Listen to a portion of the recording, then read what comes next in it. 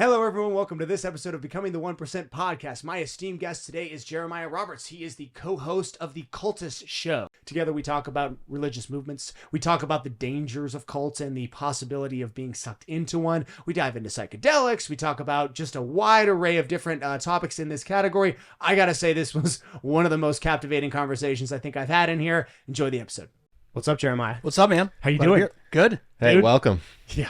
This is exciting. This has been probably the most anticipated episode I think we've done yet. Awesome. I have been looking forward to it. How did you find out about me? Because I followed you on accident I thought I was on my personal Instagram because I just loved the aesthetic of your gym. Like, that's the coolest looking like personal gym I've seen. Thanks, man. And then I followed you. I realized I was actually logged into my Cultish page since we're local here. Yeah. And you're Gilbert. I'm over in Phoenix. So how'd you find out about me? Similar. Or us? As soon as you followed me, I checked out your page. Yeah. As soon as someone has a podcast, I immediately kind of want to know, okay. investigate a little bit about what they're doing. Because Nice. there's so many interesting people doing podcasting. Yeah. But once I realized who you were and because I had heard of your podcast before. Nice. You had shown it to me, the episode with the Yoga Nitri individual, the young lady who came in and talked about yoga. Do you happen to remember? New Age philosophy. Yeah, the New Age philosophy all about yoga. Yeah. And I like to start these episodes off by allowing you as the guest the opportunity to really break down who you are, what your show is about. If you would, kind of start the conversation there. Sure, yeah. So my name is Jeremiah Roberts. I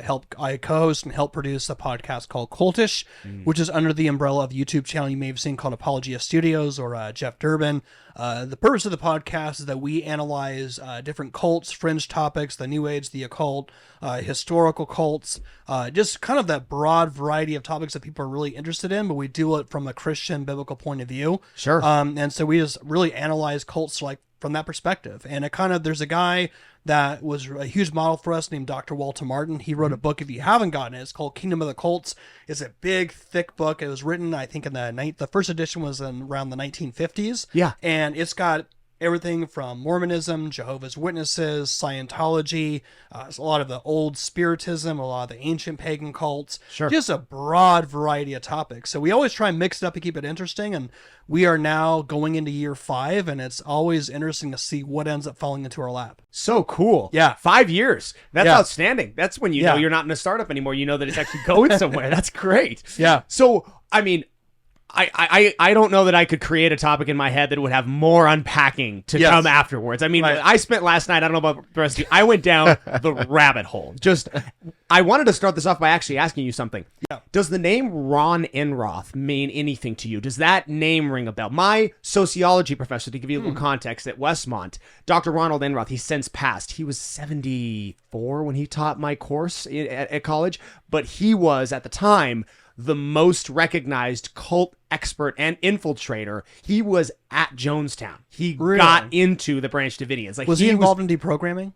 Yes. Okay. Yes, he was. Now, was it the forcible deprogramming, like similar to with Rick Allen Ross, where you actually would hold someone against their will and believe that they had psychologically unplanned them? Do you know about that? I do know about that. Okay. I don't feel comfortable saying whether or not he was because I know he did reprogramming. He did discuss it a lot during his courses, but I don't know that he actually was the snatch and grab the kid thing, which is, I know sometimes it's got to be necessary sometimes, right? It has to be. I mean, So some of these groups. he infiltrated Jonestown? Yes. Really? Again, he was 74 when he taught me, and I was at Westmont in 2010, something like that. Yeah. And he'd been in he was apparently at the time he was the OG for this particular field. I mean, he'd done it for 40, 50 years. What was his motive for going into Jonestown? Was he in any way associated, working alongside the FBI, the CIA, or anyone like that? From what I remember, he did work with authority figures. I don't believe directly. I believe he got involved. He was involved with that particular group, Jones's church, before they went into, was it Uganda?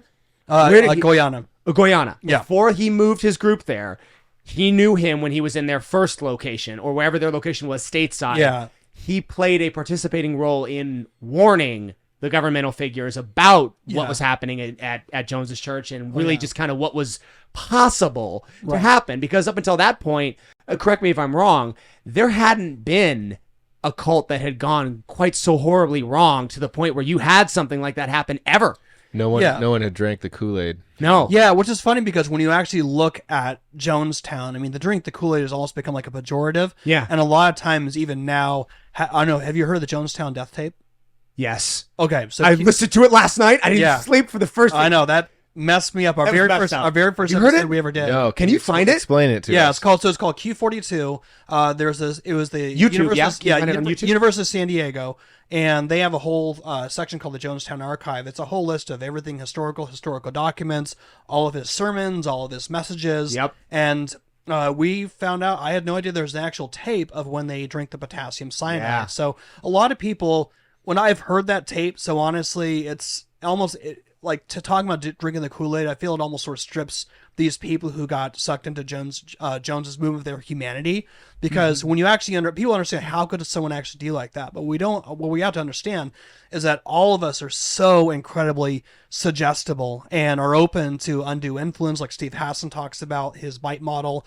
And so when you're actually going on, like he had done all these propaganda videotapes, because what happened, just backtracking, is that there's a lot of allegations which were true of Jim Jones abusing people. Right. Both, I think it was in San Francisco and in Los Angeles were the two locations of the People's Temple. I didn't realize that abuse included sexual abuse. Yeah. I didn't realize he was like to the Both to the men and the women. Two men and women. Yeah. Yeah. Yeah. It's again, it was very fascinating to me when I first had Ron Enroth as my not my coach, as my professor in college. Right. I kind of became engulfed with this whole topic, and now in the last 72 hours, really kind of diving back into it has just been a big refresher course for me. Right. The similarities between so many of these cult leaders and enthusiasts, it's kind of startling. Yeah. Like oftentimes they follow trends. They want certain things. They demand certain things of their followers. Can you talk a little bit about that? I mean, what follows these really dangerous leaders?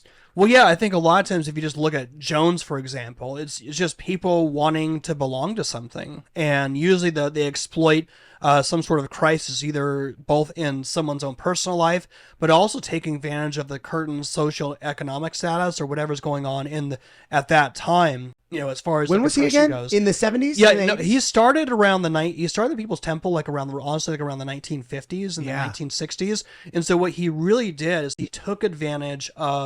exploited really the civil rights movement. So he started the group, the People's Temple, which is really about socio-economic equality. And so what you end up seeing, it's just a lot of interesting historical tidbits. So in Indiana, his son, Jim Jones, I think it was Jim Jones Jr., was the first black, but him and his wife, Marceline Jones, it was the first black adopted child that time, because he was just trying to show that he really cared for those sort of people. I think there's probably part of him that honestly cared for those people, but he had these ulterior motives. And so a lot of times Jim Jones actually gets portrayed in such a way to paint Christians in a negative connotation. But the reality is that he is both a Marxist, he was actually an atheist, and his view is he most likely even had a lot of Eastern worldview. He believed there's this thing called this divine economic socialism, where everyone was part of one single collective entity. When you actually look at his sermons, it's far different from anything. The only time he'd ever appealed to the Bible was drastically out of context. Sure. And so most of them do. That would be one of the bullet points that I think a lot of these leaders take on, is they use scripture out of context. Twist it. For a certain narrative. Right. And to what you said, I think oftentimes these leaders may have, not to quote Tyrion Lannister directly, but they use honest feelings to do dishonest work. That is maybe a case that, at least in the beginning, now as time goes on and eventually when it's like, hey, I'm going to sleep with all your wives, take all your money, and your job is to sit there and watch. Right. Now your motives are probably, dishonest for dishonest. But in the beginning, maybe they go into it with some kind of a good intention, trying to help people. Yeah. Well, and usually what are you going to ask? Oh, go ahead. Yeah. So, I mean, usually when someone ends up in a situation where they first get into a cult, is that usually it's a lot up front. There's a lot of love bombing. There's a lot of love, showing affection. Usually there's the people who usually get attracted have been through some sort of recent crisis, like a divorce, separation. Maybe they lost their job, or they are out of drug addiction. So been to rehab. That's a big one. A lot of people who are in rehab. Yeah. That's a big part of it. And so people usually have very deeply seated emotional needs. So there's the love bombing. There tends to be very subtle, like isolation from friends and family, where all of a sudden this is your new family. You have, and it's very subtle, like being boiled like a frog. There's a subtle replacement of the cult identity with your own unique identity. There's a replacement of sorts. Sometimes it's a name change. Yeah. They can rename the members, but yeah, that's right. Interesting. What group was it? Yeah, and a lot of times, not only is just a excessive amount of new information, but a lot of times there'll be even like sleep deprivation. Oh wow! Where you start asking questions. Like Steve Hassan, if you've read the book, there's a book, Freedom of Mind, Combating Cult Mind Control. Hopefully, we're going to have him on the podcast eventually. But yeah, what were you gonna ask? I was gonna mention. You mentioned the torturing and the sleep deprivation. Yeah, the Nexium group. Are you from, again, yeah. Last night, I literally went through and I wrote down all these groups. I'm astonished, first of all, at how many cults are still going. Yeah. How many religious groups are like, they're new, like they just started. How many people are claiming to be Christ? But the Nexium group, they would brand their women. They would torture members with sleep deprivation, and they would use drugs to enhance and then remove anxiety. And immediately I thought of you. I'm like, how's that sound? They show these people, they're like blindfolded and handcuffed, and they're in these rooms, and you could tell they're on drugs. They're drugging these people blindfolded and handcuffed and like hoping that alleviates their anxiety. Yeah, we actually got to talk to, we talked with Mike Rinder from Scientology, The Aftermath. Yes. About 2 months ago, and he said that Keith Raniere is basically, all he did is really takes Scientology, what L. Ron Hubbard put together, and he repackaged it. Interesting. Yeah, well, what's interesting also too about jumping back to Jim Jones as well too is that really what he ended up doing is he was a devout Marxist, but when he moved down to Guyana, he apparently was in contact with the USSR because you had a lot of tensions at that time during the Cold War. So it's actually a matter of historical record that the Soviet ambassador, one of the ambassadors of the Soviet Union, visited Jonestown several occasions. Why? Wow. But why? I don't know the exact details. That's one of those many rabbit holes. When I was going into Jones, there was like there's so many angles and layers, and that's where like right now, for example, we're just doing like preliminary research on Waco, and whenever we get into something, Andrew and I, we just go in, we just jump into, we just drink from the fire hose. We try and like, I've got like 5 books from Amazon being read in. I've got I've got 2 like I've already been through like 2 Audible books. I'm doing like another one right now. I'm just like intaking as much as I can. But yeah, so Guyana, when you talk about like mind control, like once they got down there, he said it was like he touted as the promised land, but in reality, when they got down there, they were completely isolated. They removed their passports. They removed any way to actually like escape or like leave the country.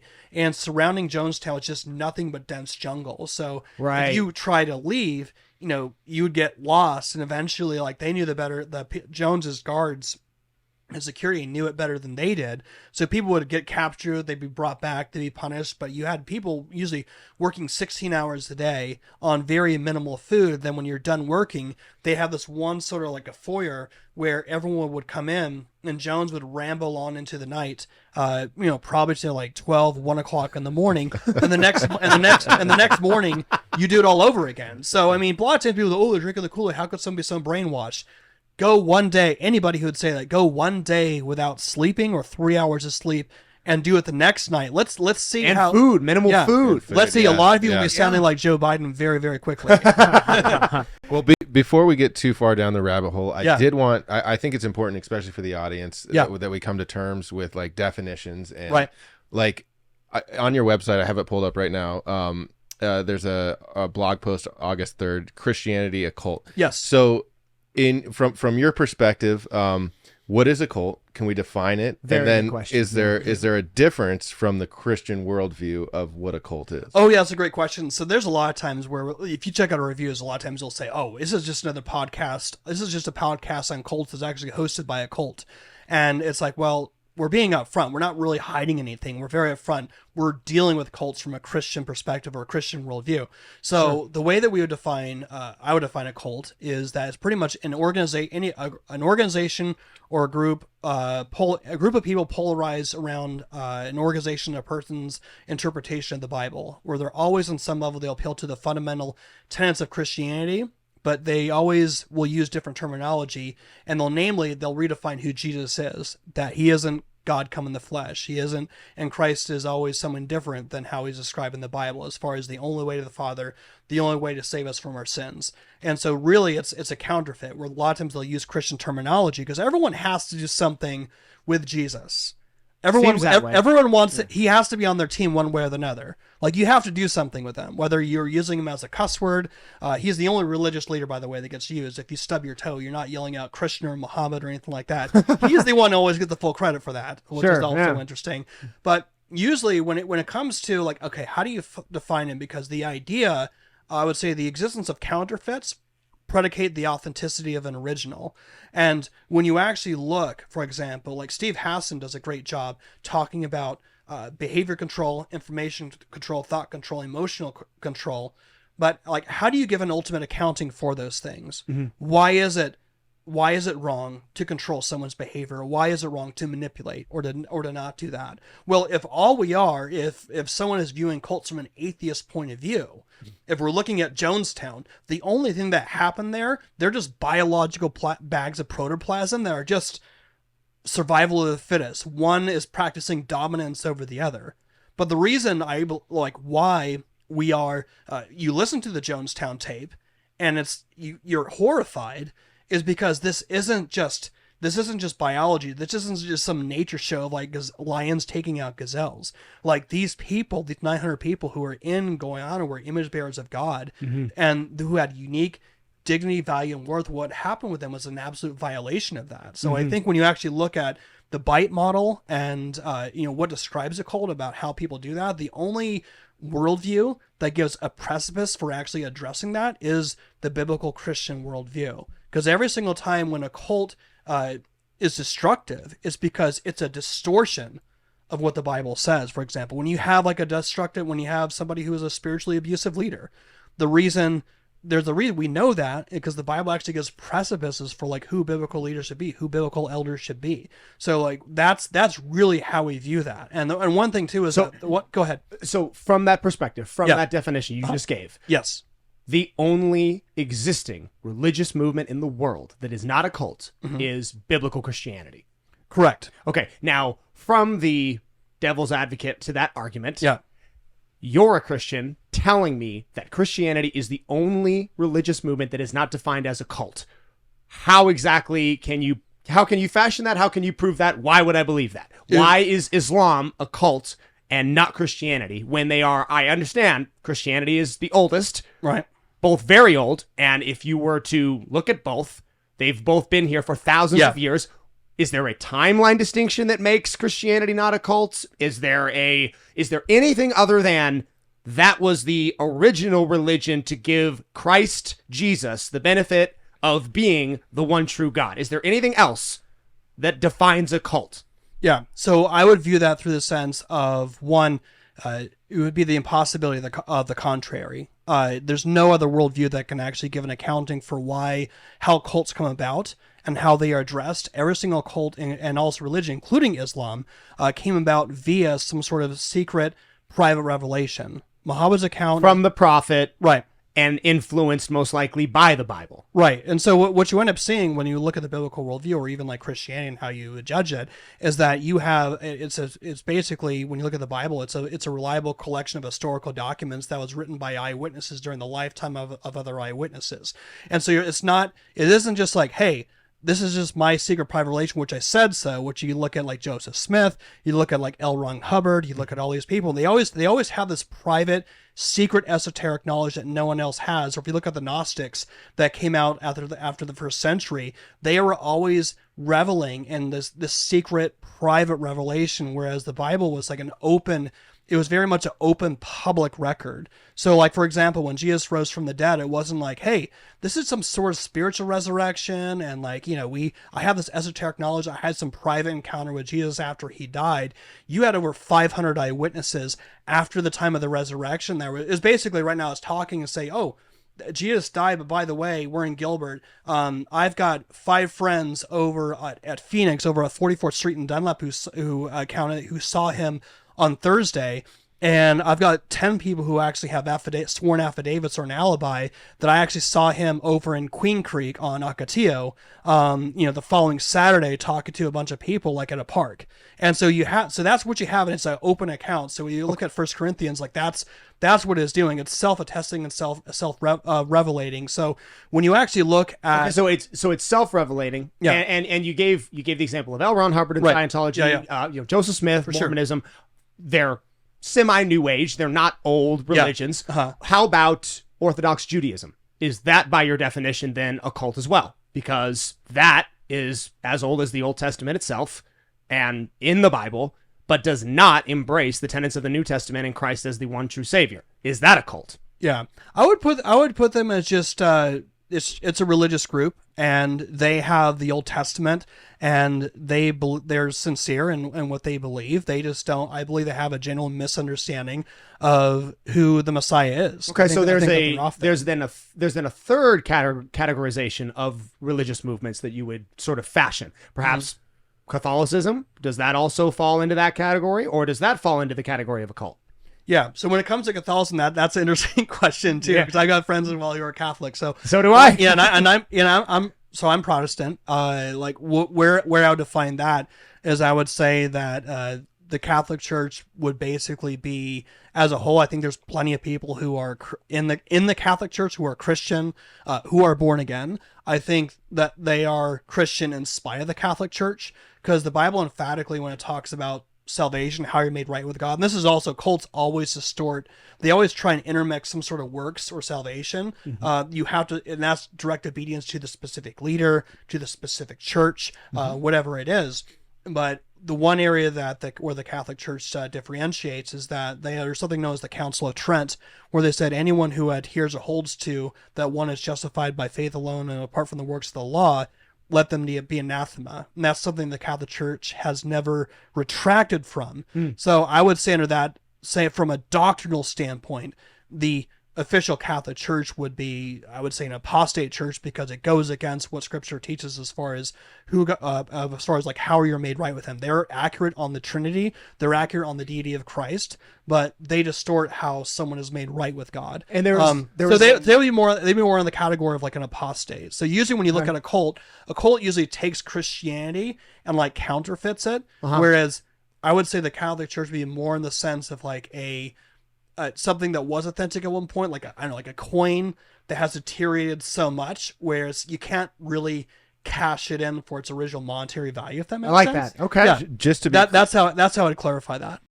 Just to be clear, when you define cults, Yeah. so there are cults that are outside of Christianity. So there's cults that, like, let's say Scientology, for example.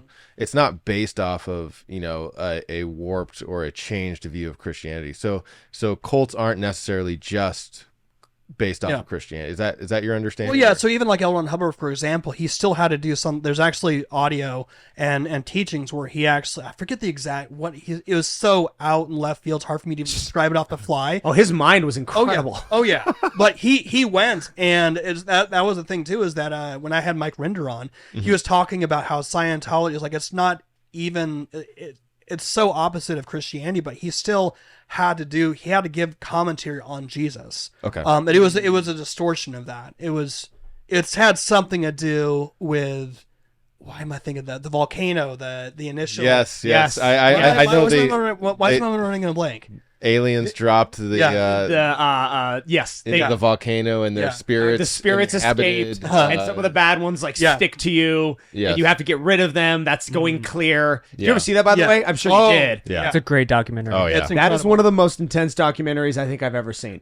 That has got to also be, because sometimes I think it gets a little bit tricky, because there's going to be a lot of people that are frankly upset and disagree with a lot of what you're saying, and a lot of, I'm sure, what I'm saying. But it's kind of one of those things where you definitely know it when you see it, once it goes off the rails with what is a true cult.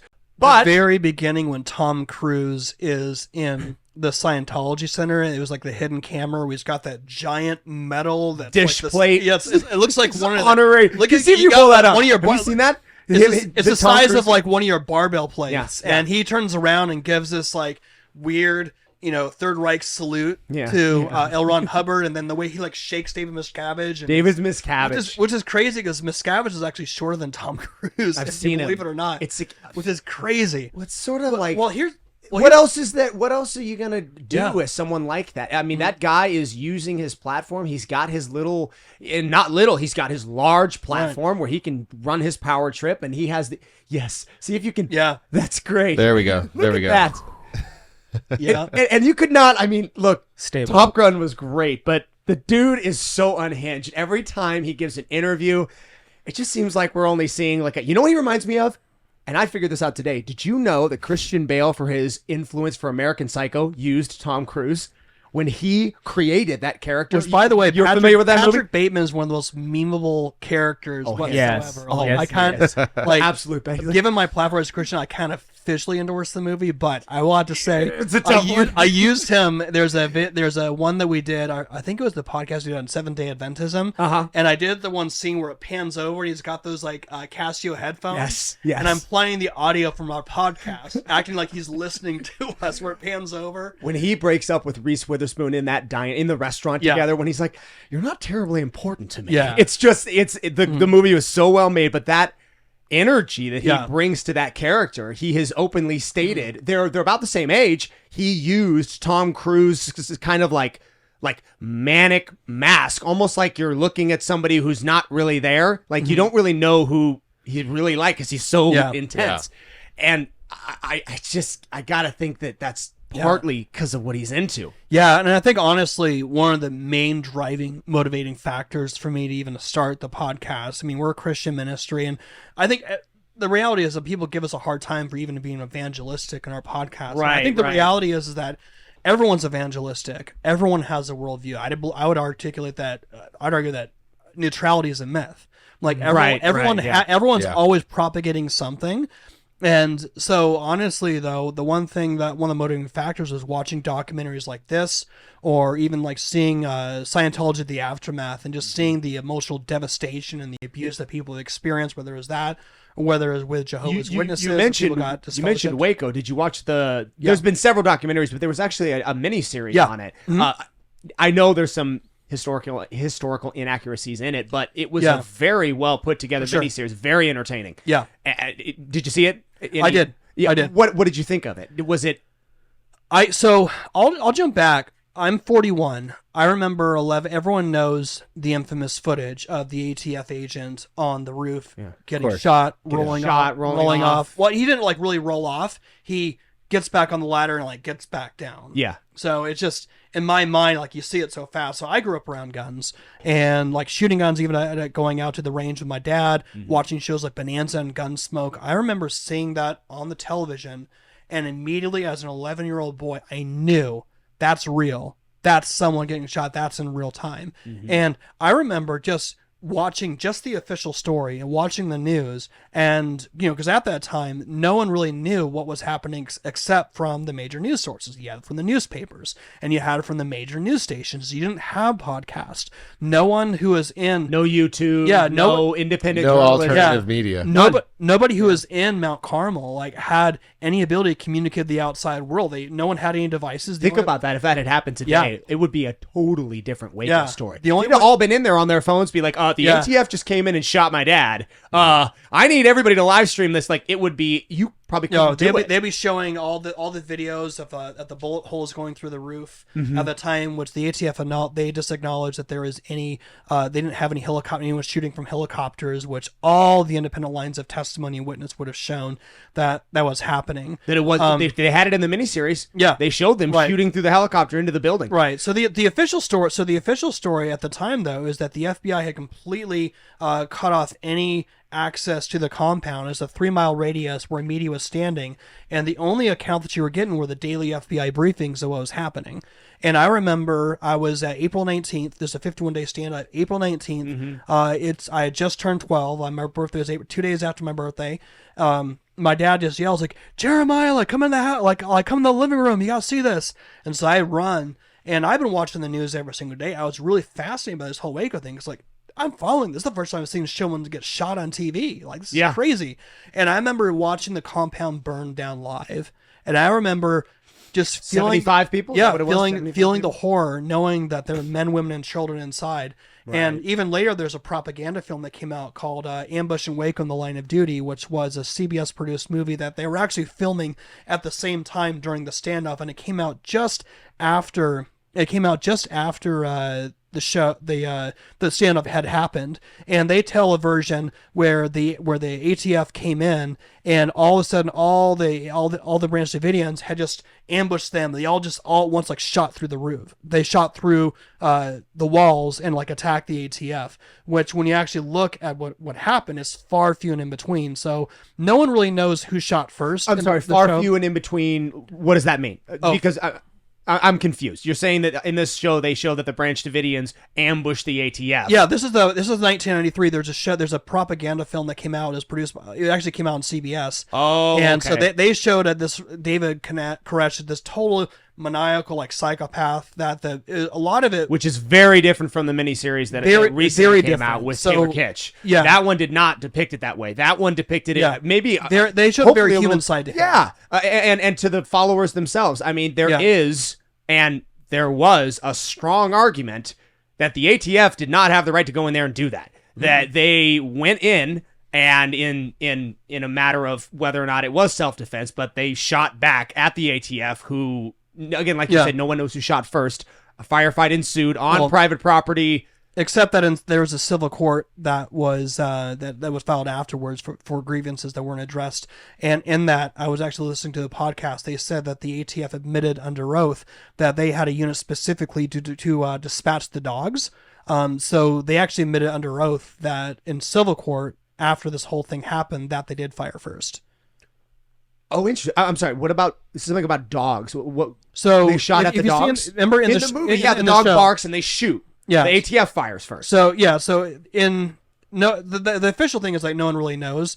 At least I was listening into a podcast where there was somebody who was an attorney who'd written a whole bunch on it, and I think he was initially hired by the government to kind of just gather information, but they weren't really happy because the intel that he was gathering was going against the narrative they were trying to articulate post Waco. And one of the things that he acknowledged in this podcast, I can show you afterwards, but he was saying that there was a civil court that happened after Waco that was done by the Branch Davidians just to try to get damages from the government for the loss of life. Yeah, of course. And in the civil court under oath, the ATF admitted that they did fire first. They specifically, because when they had the ambush that came out, they lost the element of surprise. But even with the element of surprise, they had a group within the ATF specifically assigned to get rid of the dogs, to shoot the dogs. Oh, so they shot the dogs? Yeah. Okay. Makes sense, because they're loud, they make noise, they're going to bite you. If you were trying to surprise all the Branch Davidians, you can't have that. So.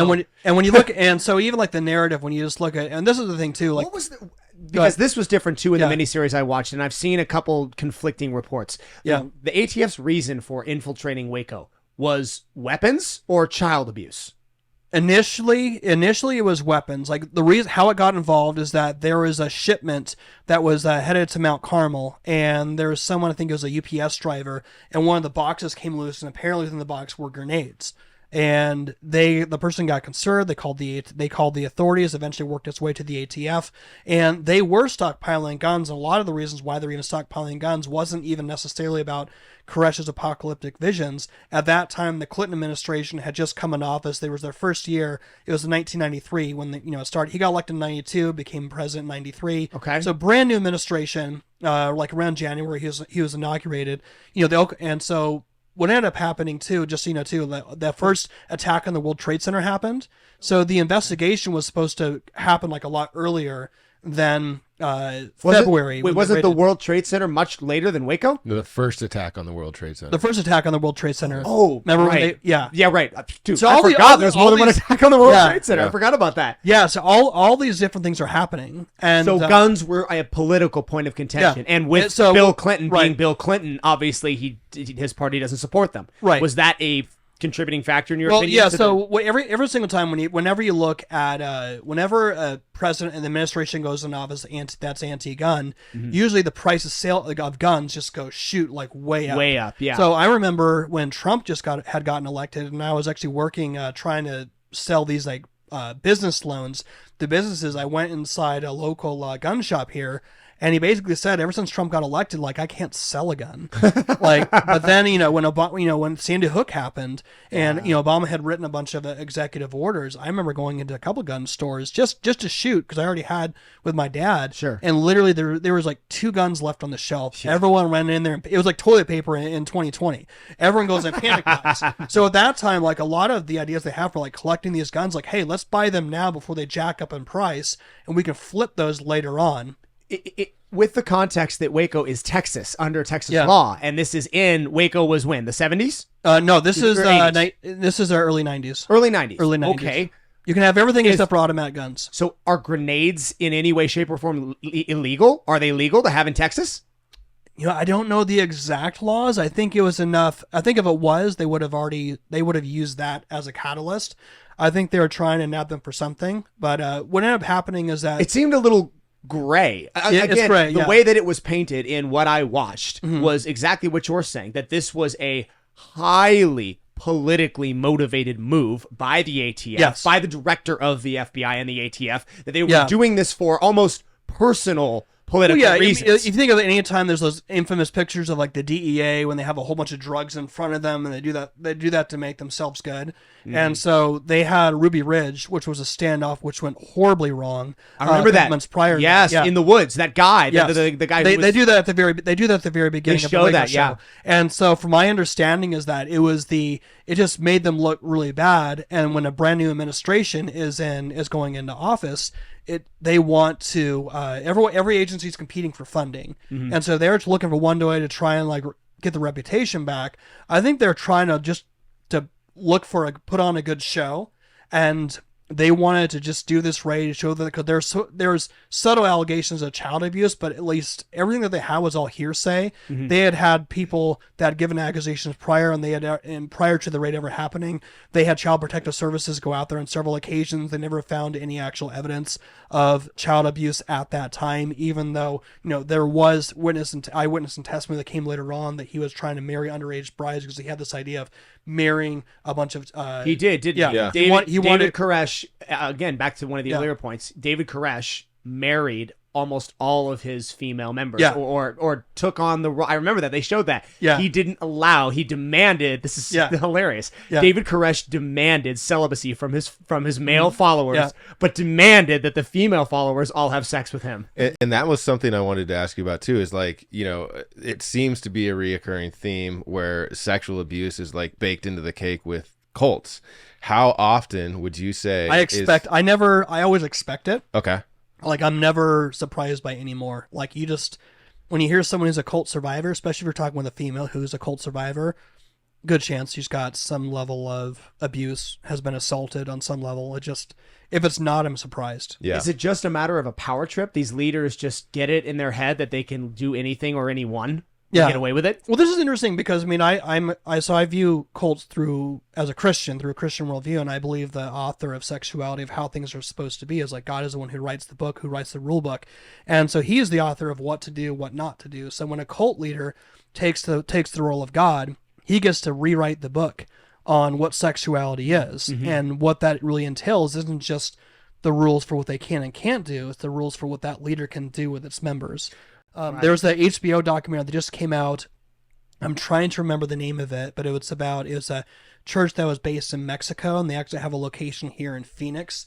I think it's like La Luz del Mundo. Let me see if I can find it here. That sounds familiar. But it just came out on HBO, and this guy basically... See if you can find it. This guy was known as the Apostle, and they would have these who'd bring brides like at age 14. And La Luz del Mundo. Yes, or La Luz the del Light Mundo. of the World. The Light of the World. A Christian denomination church that claims to have more than 5 million followers. Yeah. Former members are sharing... Look up the Phoenix... Look at La Luz del Mundo, Phoenix. Okay. You'll see it's right off the freeway. Wait, it's here in Gilbert? There is a location in Phoenix. In Phoenix. Yeah. Are you familiar with the Fellowship of Friends cult?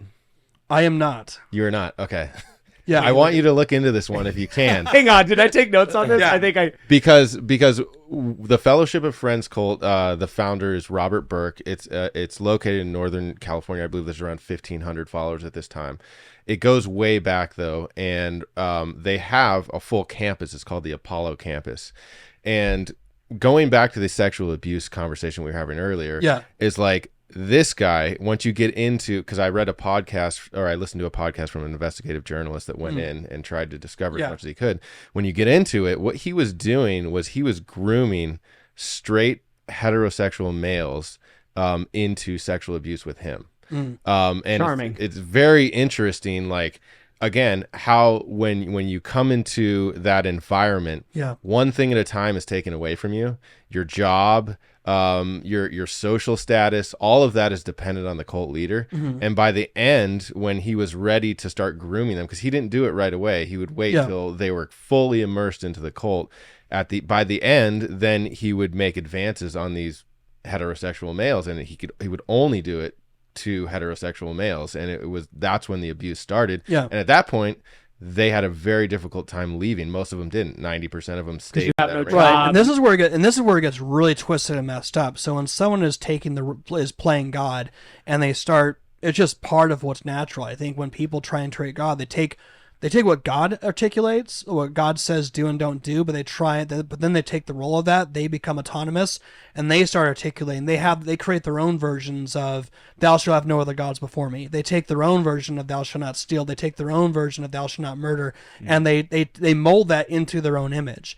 And so when it comes to adultery, that means basic for a cult leader. It's like you need to do anything that's not loyal against like what I say. That's basically adultery. And what's sad is I remember one of the first major like interviews I had was Warren Jeffs. If you know the story of him, the polygamous cult leader, had 60 wives, including underage children. Was this the guy in Utah? This is the guy. He was in Utah. Like, this he was is just fundamentalist LDS. Fundamentalist LDS. Okay. He relocated over to Texas because Texas obviously has the rule about married up to age 14 technically falls like legally. Like, seriously? Yeah. Right now? I believe that's still the law. What? Wait a minute. Yeah. You can get married legally of your own free will at 14 in Texas? I believe without parental consent. It's within. I don't know the exact ramifications, but there's a reason why he moved there. Yeah, not that this is any better. I feel like I heard at 16, but that obviously still doesn't make it. Someone stepped better. in and was like, 14. That's too tender of an age. Bump it up to 16. Yeah, so much better. Well, it's crazy because. Like, I have this lady, Brielle Decker, who is wife number 65 of Warren Jeffs. Okay, so at legal age of consent is 17. So he's breaking the law. Now, today, he is definitely breaking the law. For sure. Still marrying at 14. Yeah. Does it say, Jake, does it say why it's 17 and not 18 like every other state? Or it's not every other state. Yeah. Dude, like Mississippi, like some of those southern states, Louisiana, it may be 16. It's definitely at least 17. Arizona's kind of like, honestly, 18 is a little conservative. It's like not all states are doing that. Mm-hmm.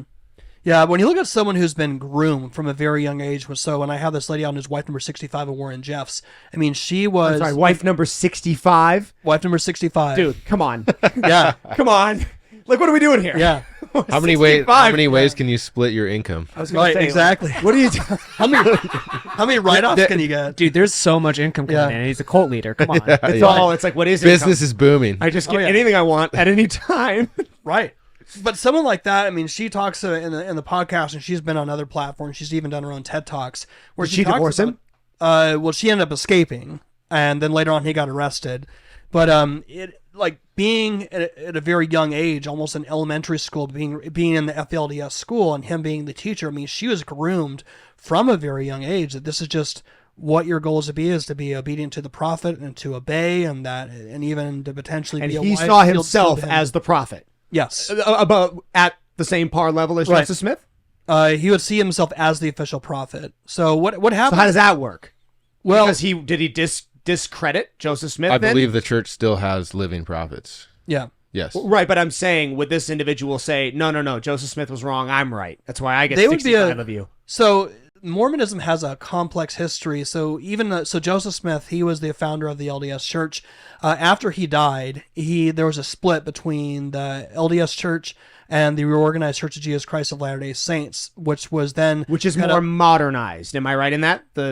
Right. In the sense that they do not engage in polygamy. Right. So Joseph Smith's wife, Emma, there was a dispute, and so there's a section that went with Joseph Smith's wife, surviving wife, Emma, and the other part went with Brigham Young. So the LDS Church that you see in Utah today, that was Brigham Young and the Mormon migrants who worked their way over to Utah. But you still have the segment over in Missouri, which is the Reorganized Church of Jesus Christ of Latter-day Saints. So there's scores of splinters of different sects of the Mormon Church who believe that they have the restored gospel. So Joseph's story is that he went out in the woods to pray and see which church was true, because there's all this revivals going on. No one really knew what was. He just wanted to know. Then Heavenly Father, Jesus Christ in separate form, come down and revealed to him that all the other churches are apostate. He's supposed to restore God's true church on earth. Okay. Now, what ends up happening, the byproduct of that, talking about the different fundamentalist churches that they see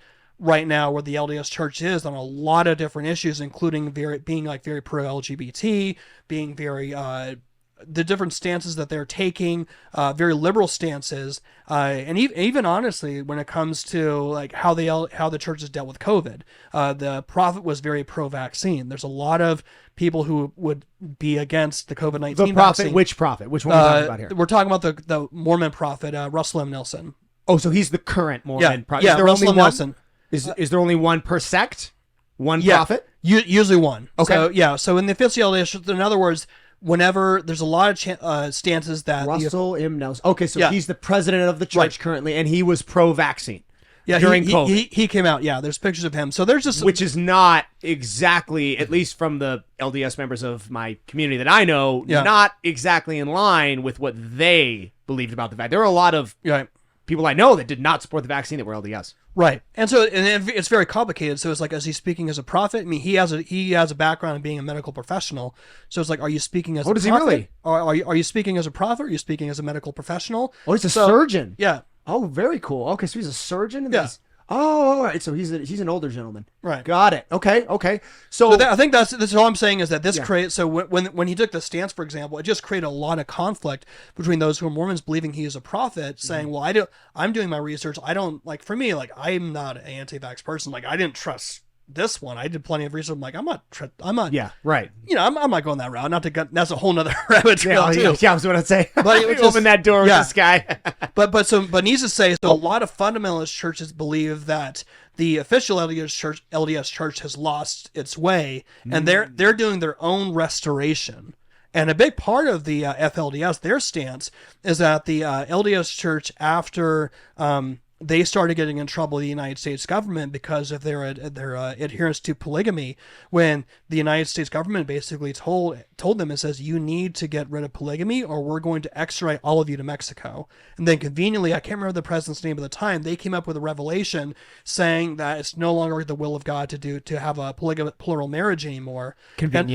Convenient, which is just interesting real quickly because they have a section in one of their scriptures, section 132 of Doctrine and Covenants, that has it talked all about the sanctity of plural marriage. The problem is that has never been removed from their scriptures. That's still canon in the LDS Church today.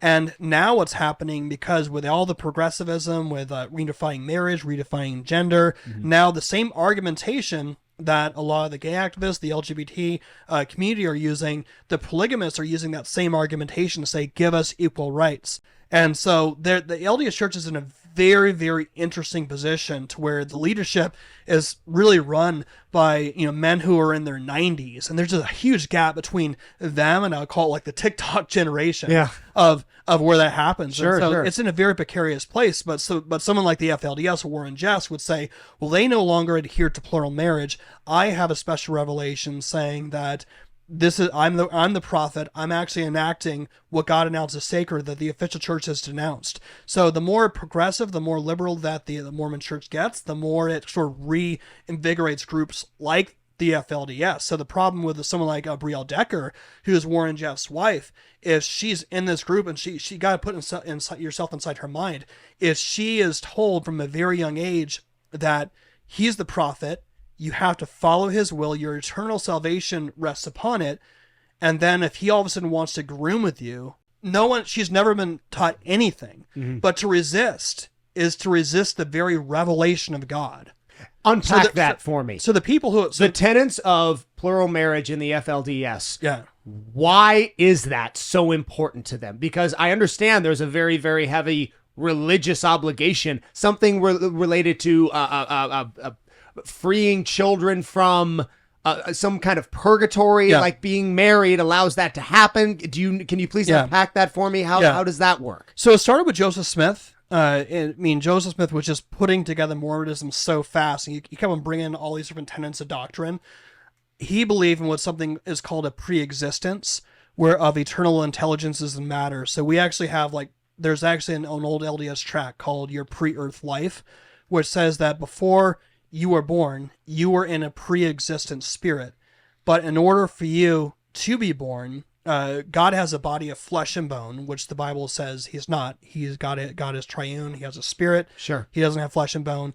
That God would have to have sex with one of his polygamous goddess wives in order to impregnate her to allow that baby to come into your mother and father. So basically, so when it says you're a child of God, they mean that literally. Okay. And so that's where it comes from. So the idea, even with the Mormons who don't hear that today, and I have friends who are LDS, they're wonderful, sweet people. Yeah. Us too. That that's part of just why they believe they want to have a large family, because they want to populate, they want to help everyone who is in the pre-earth life, who's a spirit child, to get a body, if that makes sense. But when it doesn't make sense. Right. So they get married to more than one person to help a child of God be born into this earth, because the belief is that by having all these wives, the prophet is God having sex with these women and bringing these children. I think you're combining two different things. Well, I think Joseph Smith just wanted to have multiple wives because he could. I get it. I think he had a power trip. All comes back to the same. He had this ability. I think he created theology to fix in with his own lusts and desires. And so what ended up happening is Joseph Smith, I can't remember how many actual wives that he had, but one of the most notable wives he had was Fanny Alger. And Emma Smith actually caught him at that time, with multiple wives. And Joseph Smith actually gave a revelation saying that Emma needed to submit and adhere to him having multiple wives, or that otherwise she would have to forsake her eternal salvation. And so that's where it starts. Once again, convenient. That sounds like a trump card. I was going to say, right. Try saying that to somebody who's not an LDS with a straight face. Yeah. See what they say to you. Yeah, so that gets carried over to, and so even Brigham Young, who moved over, that was something that was carried over to Utah up until the United States government says we're going to ostracize you. But there's still plenty of splintering groups who still adhere to that revelation. But yeah, what were you going to say? A lot of the audience will listen to this and they'll go, well, from the Christian worldview, looking at the Old Testament, there's major characters in the Old Testament that had multiple wives. Mm-hmm. What would your counter be to that, in light of Scripture?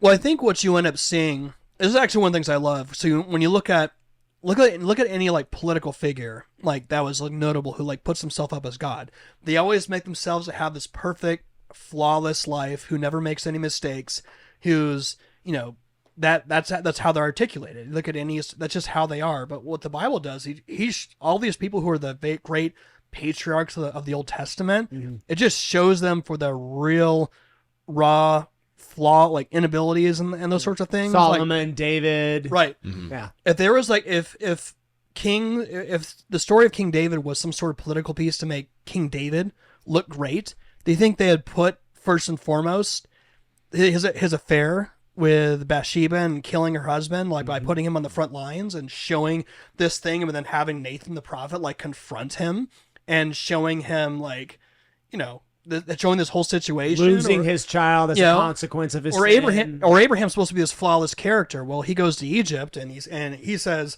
hey, his wife Sarah is pretty hot, right? That's pretty much what it is. And Pharaoh's like, let me have her, and all of a sudden Abraham freaks out and is a complete coward and says, yeah, go ahead and have her. Oh, she's my sister. You can go and have her. Then all of a sudden, that whole situation happens where Pharaoh's like, why did you lie to me? Because now, like, God's cursing me. Well, like, it shows people their flawness and their inabilities. So I would say one of the key biblical interpretations is that narrative is not the normative.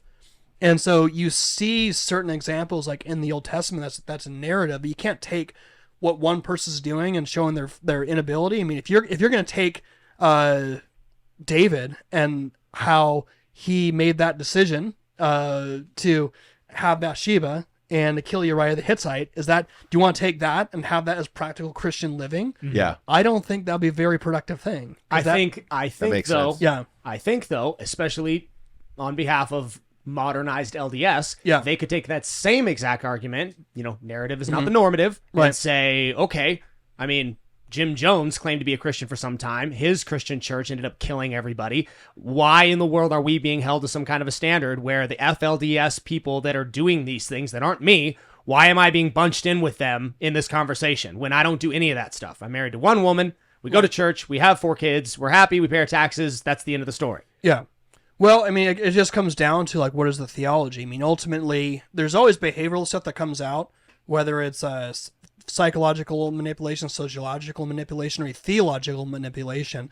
And so what it comes down, I mean, Jim Jones is a very extreme example, especially if you listen to Q42, but even like what happened is a byproduct of theology. So when the people in Guyana drank the Kool-Aid or drank the potassium cyanide, they are literally doing it because they thought Jim Jones was doing it. So when they were killing themselves, they believed that he was God, and they were falling into his vision to commit this revolutionary suicide to help fulfill this pact and to be martyrs for this vision of divine economic socialism, where there's sort of there's this impersonal consciousness that if we all died, we'd all somehow like be equal. That would be an example. So for those people who don't know, Jim Jones actually did not drink Kool-Aid and die from potassium cyanide. He died. Yeah. He shot himself, right? Yeah. Somebody say he either shot himself or someone else inflicted the gunshot wound. I can't remember. Jeff Gwynne has a book called The Road to Jonestown, which is really, really good. But when it comes to somebody, ultimately, when you look at a group like Mormonism or even Jehovah's Witnesses, it comes down to what is their theology. When Mormonism, they have a different God, they have a different Jesus, and they have a different gospel, which the Bible actually warns about. So when Jesus says, like, take heed lest no one deceive you, and that false prophets and false Christ will arise, God actually gives standards in his law for what a false prophet is and is not. So in Deuteronomy 13, they give an example. One of the definitive tests for God's prophet says that there arises among you a prophet or dreamer of dreams, and even if this prophet says stuff and gets stuff right, even if he does miraculous signs and wonders, but if he says, let us go after other gods whom you have not known, do not follow after him. And so while the God of the Bible in Isaiah 43:10 says, before me there is no God formed, neither shall there be after me, the Bible is strictly monotheistic, Joseph taught a plurality of gods. And I've seen Jeff Durbin confront people over the same issue from the LDS Church. Right. So you can become a god. There are many gods. You can ascend. There are many gods you can become a god one day. So the whole idea within the Mormon gospel is that I can follow a certain amount of works or articulated by the church, works, laws, and ordinances. And if I'm good enough to uphold to the commandments, eventually I can receive exaltation. And a lot of times they'll use language now that at least, I think a lot of them honestly don't know their own theology. There's been a real postmodern shift where almost like you have to show them their own sources. You have to like pre-convert them to Mormonism. But it's as I think is the case with a lot of Scientology. You don't know till you get to the end, and you pay hundreds of thousands. How about Christianity? Most Christians don't even know what's in the Bible. I mean, myself included. There's a lot I don't know about Christianity, and that's a modern problem. I think for everybody, we're kind of just passive about what we believe oftentimes. So there's a great illustration that I love is Walter Martin, who I mentioned earlier, who wrote Kingdom of the Cults. He gave this really good example, and he talked about, he was talking with someone who handled counterfeit money. Like, how do you deal, like, he worked at a bank. He had a bunch of people who worked for him to go to the treasury to learn how to detect counterfeits. And he asked them, like, well, how'd you do it? And so he was thinking, well, you go for like 3 or 4 weeks, and all you do is you study like counterfeit bills. And that's not what they did. for 3 to 4 weeks, all these people did when they went to the treasury, all they did is they handled authentic bills over and over and over and over again. So you knew that the ink, you knew how the ink, how it felt. Like you could like close your eyes, and you knew how something authentic felt. Sure. So the moment a counterfeit bill would slip into their hands, they didn't even have to look at it. They could just feel it, and they knew that something was off. Sure. And so one of the things that Walter Martin said, he says, don't become an expert on the cults. Become an expert on who Jesus Christ is, and you'll never be deceived by anyone. It's the people who are uninformed who get sucked into the cults. Sure. So I think the most things as someone, become a Christian, but is the one way a Christian will not be deceived is become familiar who Jesus is, knowing that Jesus is God come in the flesh, that's what Scripture articulates, because that's the one commonality that a lot of I would call the secular or worldly attestations of cults they'll do. They'll look at all these extreme examples, they'll look at people being brainwashed, the psychological manipulation, the sociological manipulation, but all that stems from theological manipulation. And usually the starting catalyst, the grassroots, the grassroots, the root of it is, let's change who Jesus is. So if you see something that's there, like a weird tract, just get to the jugular, like, who's Christ? Who is Jesus? And maybe sometimes they don't go as far as other groups. You know, if there's a group that maybe you would say, hey, I don't like the theology that's happening here. Yeah. But that group also has it in their mind. They understand, okay, we can't take this any further than this. We can't ask our members to, give us their property or move to Africa. No, we've got to keep it. This is it. We've got our thing. But it's still important to recognize when that kind of schism is happening at the ground level. Is he the same one that was quoted saying, like, it's like being agnostic is like having an open mouth. Eventually you have to bite down on something. That's G.K. Chesterton. G.K. Chesterton. But the same thing is implied. And I think that's one of the problems too with someone like, again, talking with someone like Mike Rinder. I have so much appreciation and respect for him. And I was grateful he took the time to even talk to me on the podcast. He's not a Christian, but he does a lot of good work helping people get out of those situations, but he says, well, now you can just think for yourself. Well, how do you know your reasoning or thinking you're not going to fall back into something to which you're going to be deceived again? Because you can't just create a vacuum. You need to be able to, you need to have direction on where to fill that in. Right. And that's where I articulate, Scripture always self-authenticates itself. And just for example, I'll give you an example real quickly, is that like when you talk about the New Age, what the New Age does is that you have a focus where the world is divine, and you are part of the divine, and there's a willful distortion between masculine and feminine. There's always this appeal towards like the divine feminine, and all the men become very effeminate. All the women sort of like become like wear the pants in the room. They become sort of this alpha goddess. Well, that's actually the Apostle Paul's doctoral thesis on ancient paganism, like what happens in Romans chapter 1, where it says people worship the creation rather than the creator, and what immediately happens as a byproduct is a willful distortion of God's created order between masculine and feminine. So everything that's happening right now with all the weird they, them pronouns, Caesar, and all that blurring of genders, that's all neo-pagan. That's actually an ancient religion resurfacing. Really? Just repeats, the cycle repeats over and over throughout history. Because you've got the gods, I mean, I'm coming to mind the god Kali with all the breasts and all that. You had this big push toward femininity in those kinds of sects in the old Roman religions and whatnot. And that is that what you are referring to is resurfacing? That's resurfacing right now. That's resurfacing. And that's always been part of ancient paganism, is a distortion of genders. They always say that the ancient Abrahamic religions or patriarchal religions were way overly masculine. Overly masculine. Now we have to balance them out with the feminine. Do you think they're right in any way? No. Interesting. No, because I think patriarchy is inevitable.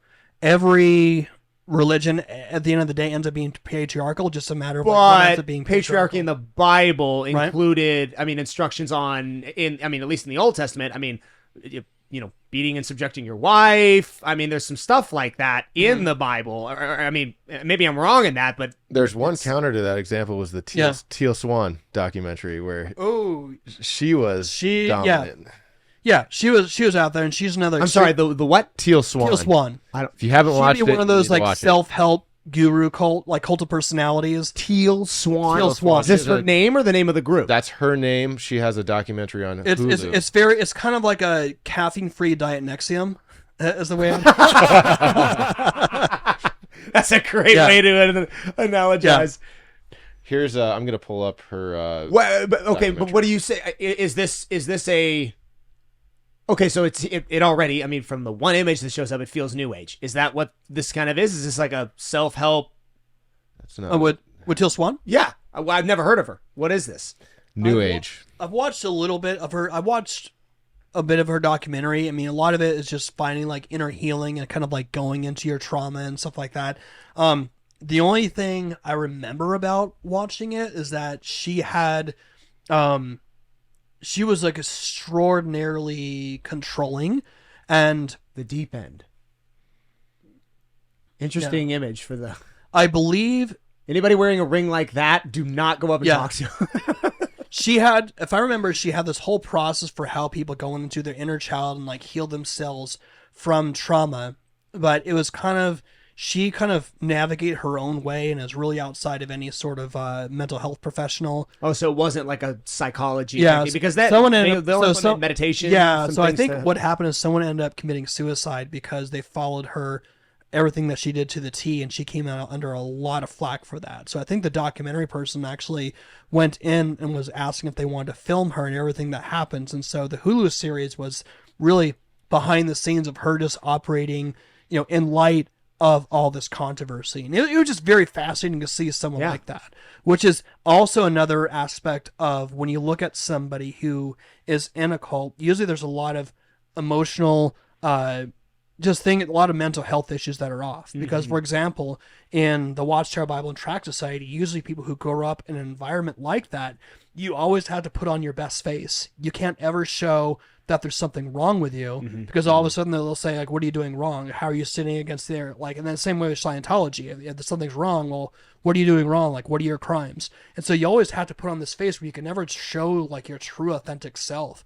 And which is completely contrary to modern psychology and therapy, and because that to me seems the opposite. Like, no, I need you to be authentic with me. We can address the root cause of this, and I think that is one area where this conversation comes under flack with regards to Christians. I think Christianity is very quick to dismiss the possibility of getting help through the use of therapy, through the use of psychology, because of oftentimes groups and people like that. Yeah. I mean, if somebody is outside of normal, psychology and is an actual doctor practicing, then it can become a little bit weird and dangerous, because if you get vulnerable with the wrong person and they say, make you do the wrong thing, you'll kill yourself. Yeah.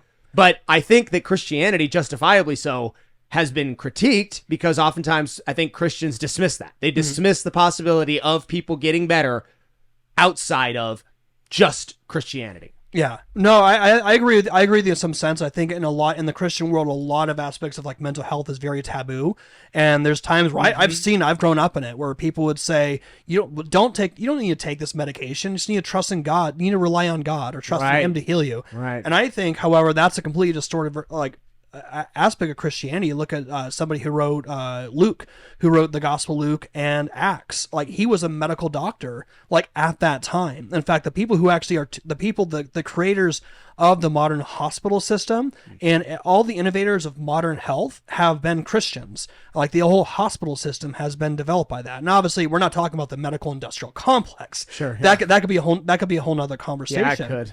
Yeah, but really, like, a lot of, so here's an example too of like how the Christian worldview has actually affected the medicine in a positive way.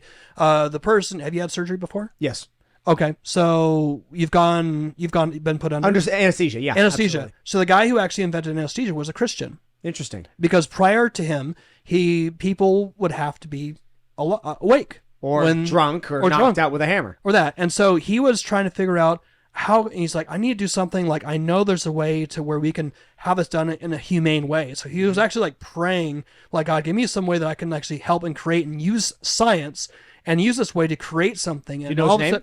The inventor of anesthesia? I can't remember, but what inspired him was the story in Genesis. Jake, can you find that? When it said that the God put Adam in a deep sleep, and then he removed his rib from him. Interesting. And that actually inspired him to create anesthesia. So I would say you got anybody who has ever had surgery, thank a Christian, because that came for that. And like I said, I think there's just a lot of problems though, is that a lot of times, so like one of my good friends, Robin, she's been on the podcast a couple times. She's got a doctorate in clinical. William T.G. Morton. Yes. Interesting. Okay, so he's an American dentist and physician. Yeah. He invented it. I'm happy you brought that up though too, because we were having a conversation, and it goes back to scripture, speaking about being a sober watchman. Mm-hmm. So like, it's interesting. I love that you're doing this. I was literally about to. Because when you look at something like this, and you're going under, and obviously you're not able to maintain sobriety with something like this. What is the Christian response to that when it comes to things like anesthesia? Or psychedelics. Well, psychedelics is very interesting because there's people who take things to the extreme where they say like no medication like whatsoever. You can't take Advil or aspirin. Is that Jehovah's Witness? You can't get a blood transfusion? That's blood transfusion. So that'd be something that'd be a distortion of that. I think there's a distinction specifically with between like regular medication where there's something helping to like alleviate a headache, or like anesthesia where this is like something temporarily for a greater purpose. When you look at what's like psychedelics would fall under the category of when Paul talks about the deeds of the flesh, when it talks about pharmakia, specifically substances that are made specifically to alter your mind. This is interesting too. I've only taken an edible once. Okay. And I remember, because I've been around for a while. There's times where I've, gone out, had a night on the town, had a few too many drinks, and start to get kind of hazy and all that sort of stuff. So you would put alcohol and marijuana in the category of a psychedelic? I wouldn't put alcohol on it, but specifically, it was different. I just remember it was different because like I got to the point where like I had no cognitive control over my mind. Right. And I remember waking up the next morning, like I finally held my mind back together. But I remember like, wow, that was kind of like, it almost felt like someone could go in, like anybody could access it, whether it's somebody in the flesh or something else. What's very interesting when it comes to psychedelics, and we did an episode where Aaron Rodgers from the Green Bay Packers talking I've seen it. Aubrey Marcus with his use of ayahuasca. Oh, yeah. And the one commonality what always happens, and this is a kind of like Joe Rogan talks about it when he's been on, Russell Brand, anybody who gets into that conversation, you always end up getting in contact with something. Off-world entities. Off-world entities. When you say do that, what exactly are you specifically referring to? Ayahuasca? Ayahuasca or just psychedelics in general? Okay. Those typically... I've done psychedelics in general. I've done psilocybin. I've done MDMA. I don't necessarily know that I would categorize it that way. I don't necessarily say that I got in contact with something. Not in the... What happened to you? Depends on what you're saying. Am I, for psilocybin? I mean, I've done mushrooms probably 6 to 7 times. Mm-hmm. Each time is different. Yeah. For me, the best way I can describe it, for me personally, this conversation is always subjective based on the user. Mm-hmm. My creativity floods. Oh, that's hysterical. Oh, my foot just hit down. Is that? You know what? That's exactly what it was. I just got really... No, you're fine. Did I fix it? Yeah, you fixed it. Yeah. It was my headphones. Yeah. That's hysterical. So you bumped the cord? Yeah. Okay. Anyway, have like a small podcast office. My experience with psychedelics have been largely positive. Mm-hmm. I have had negative experiences, certainly. Mm-hmm. I have found that for me, my creativity erupts when I am under that kind of an influence. Mm-hmm. Now, I understand the Christian perspective on that, and I've had deep discussions with this. We've had deep discussions on this, on perhaps the thinning of the veil between dimensions. I am entering a world that is this world, but it is different, and I fully understand that. Sense distortion, for me, usually equates to happiness, to creativity. I will sit down and write. I will literally, sometimes for me, if I am this room, I built one time, I did psychedelics in here and helped design this room. I can see things that are in my mind quite literally in front of me. So I'm kind of inside your mind right now? You're kind of inside my mind right now. It's like the Queen's Gambit right now. Yeah. Kind of. Yeah. That's a really, really... Have you seen that? The Queen's Gambit?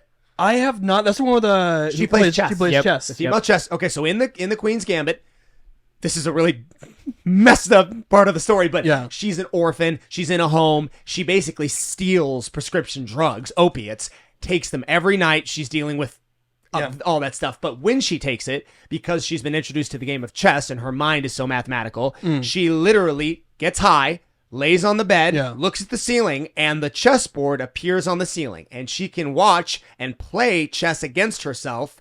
And she does this throughout her entire childhood. Every night, every night she gets high, watches the ceiling, and plays chess. And this is how she becomes a proficient chess player. Yeah.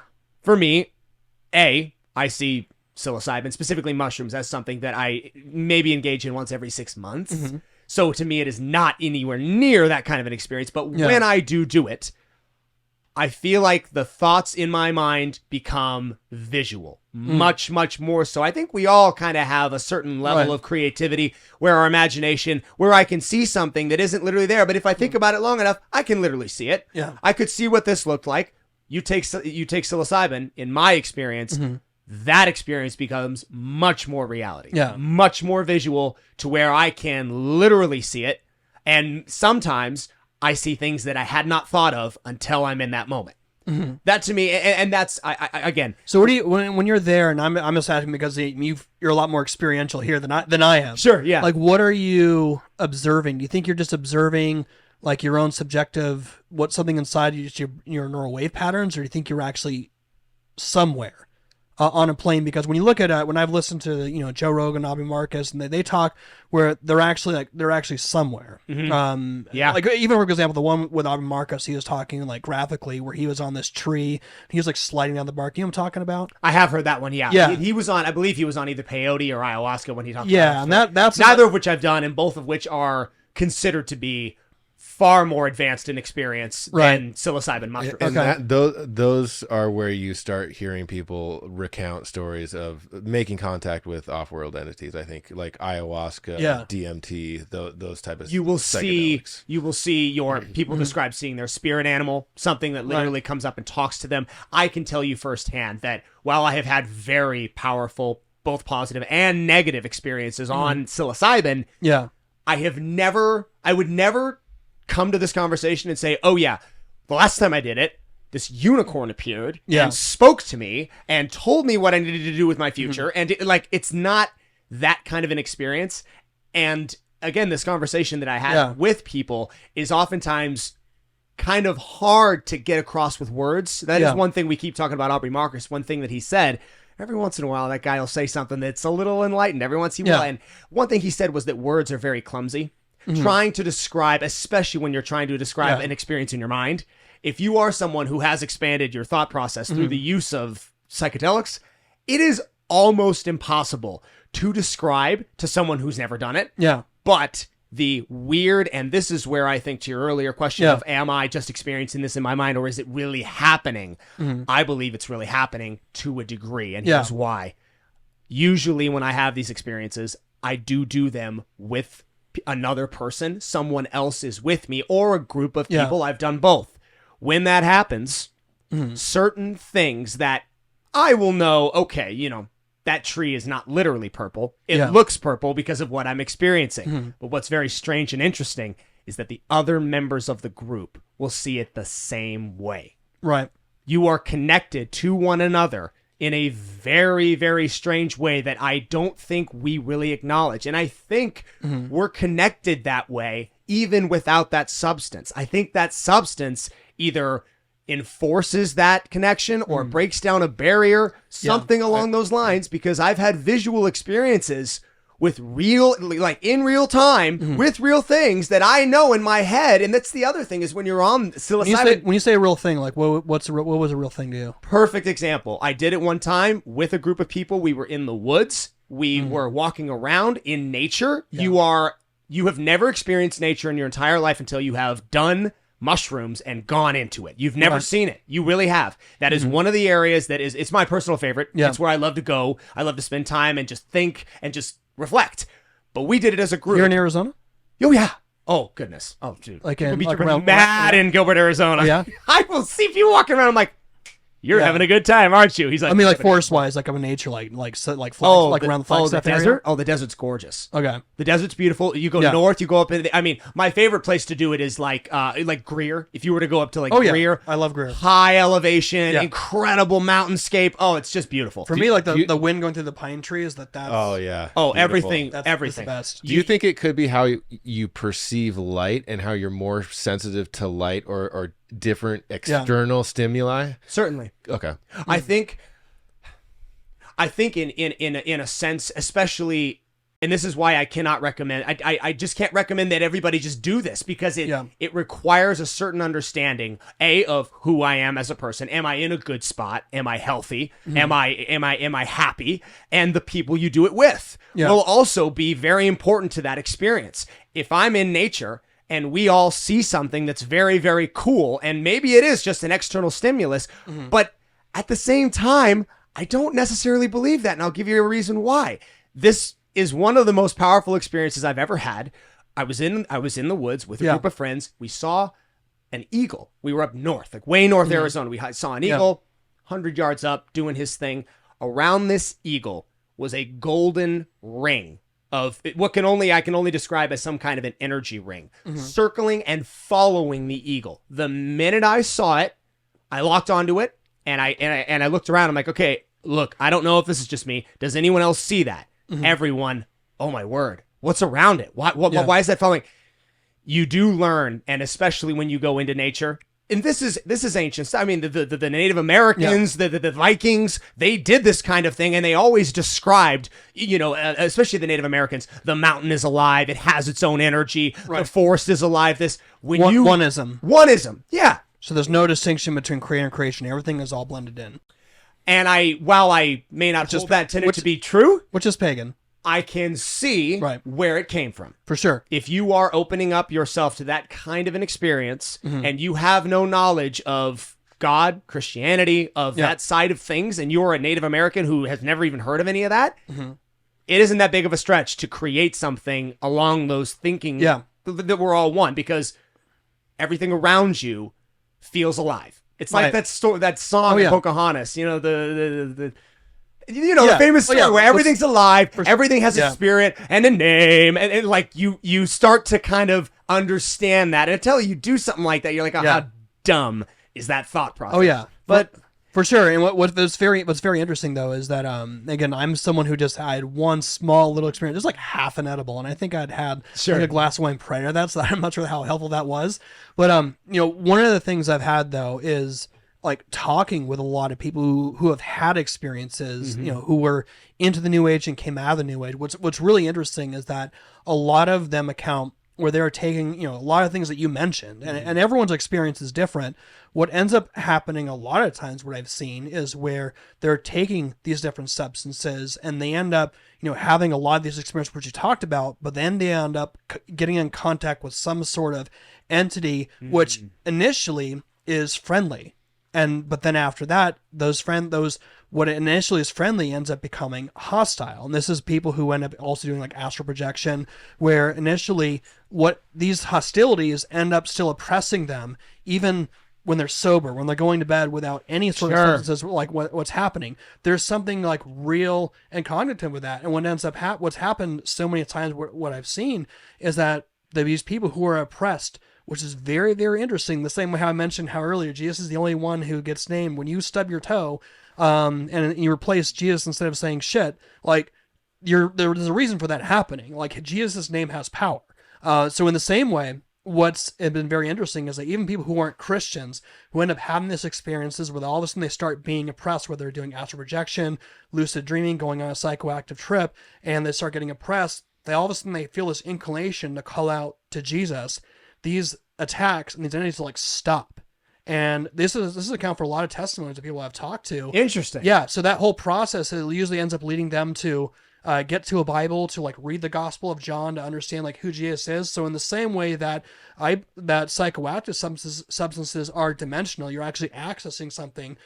Christ is the authentic dimensional, where he is the perfect access to the Father, where that's ultimately like, this is the thing too, is that a lot of times people look at Christianity like we're somehow just a bunch of killjoys, like you can't do this, you can't do that.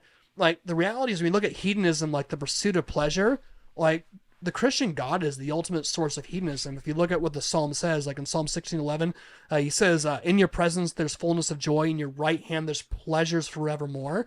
And what ends up happening, it's an amazing thing, is that there's people I know who have been in the new. I have a gal who was on my podcast, and she went down to she was as into the new age as you could imagine. She was doing the ecstatic dancing. She was like this high priest. It's just crazy resume. Yeah. And she was down in 2012. She was down at the Mayan temple with this whole group and white robes, believing they're going to. This is the one we listened to. Yeah. I think. The yogi. Yeah, 5D consciousness. And her and so many of the people, it's when they come to understand Christianity, Jesus is everything to them, because everything else is really a spiritual narcotic, I would say.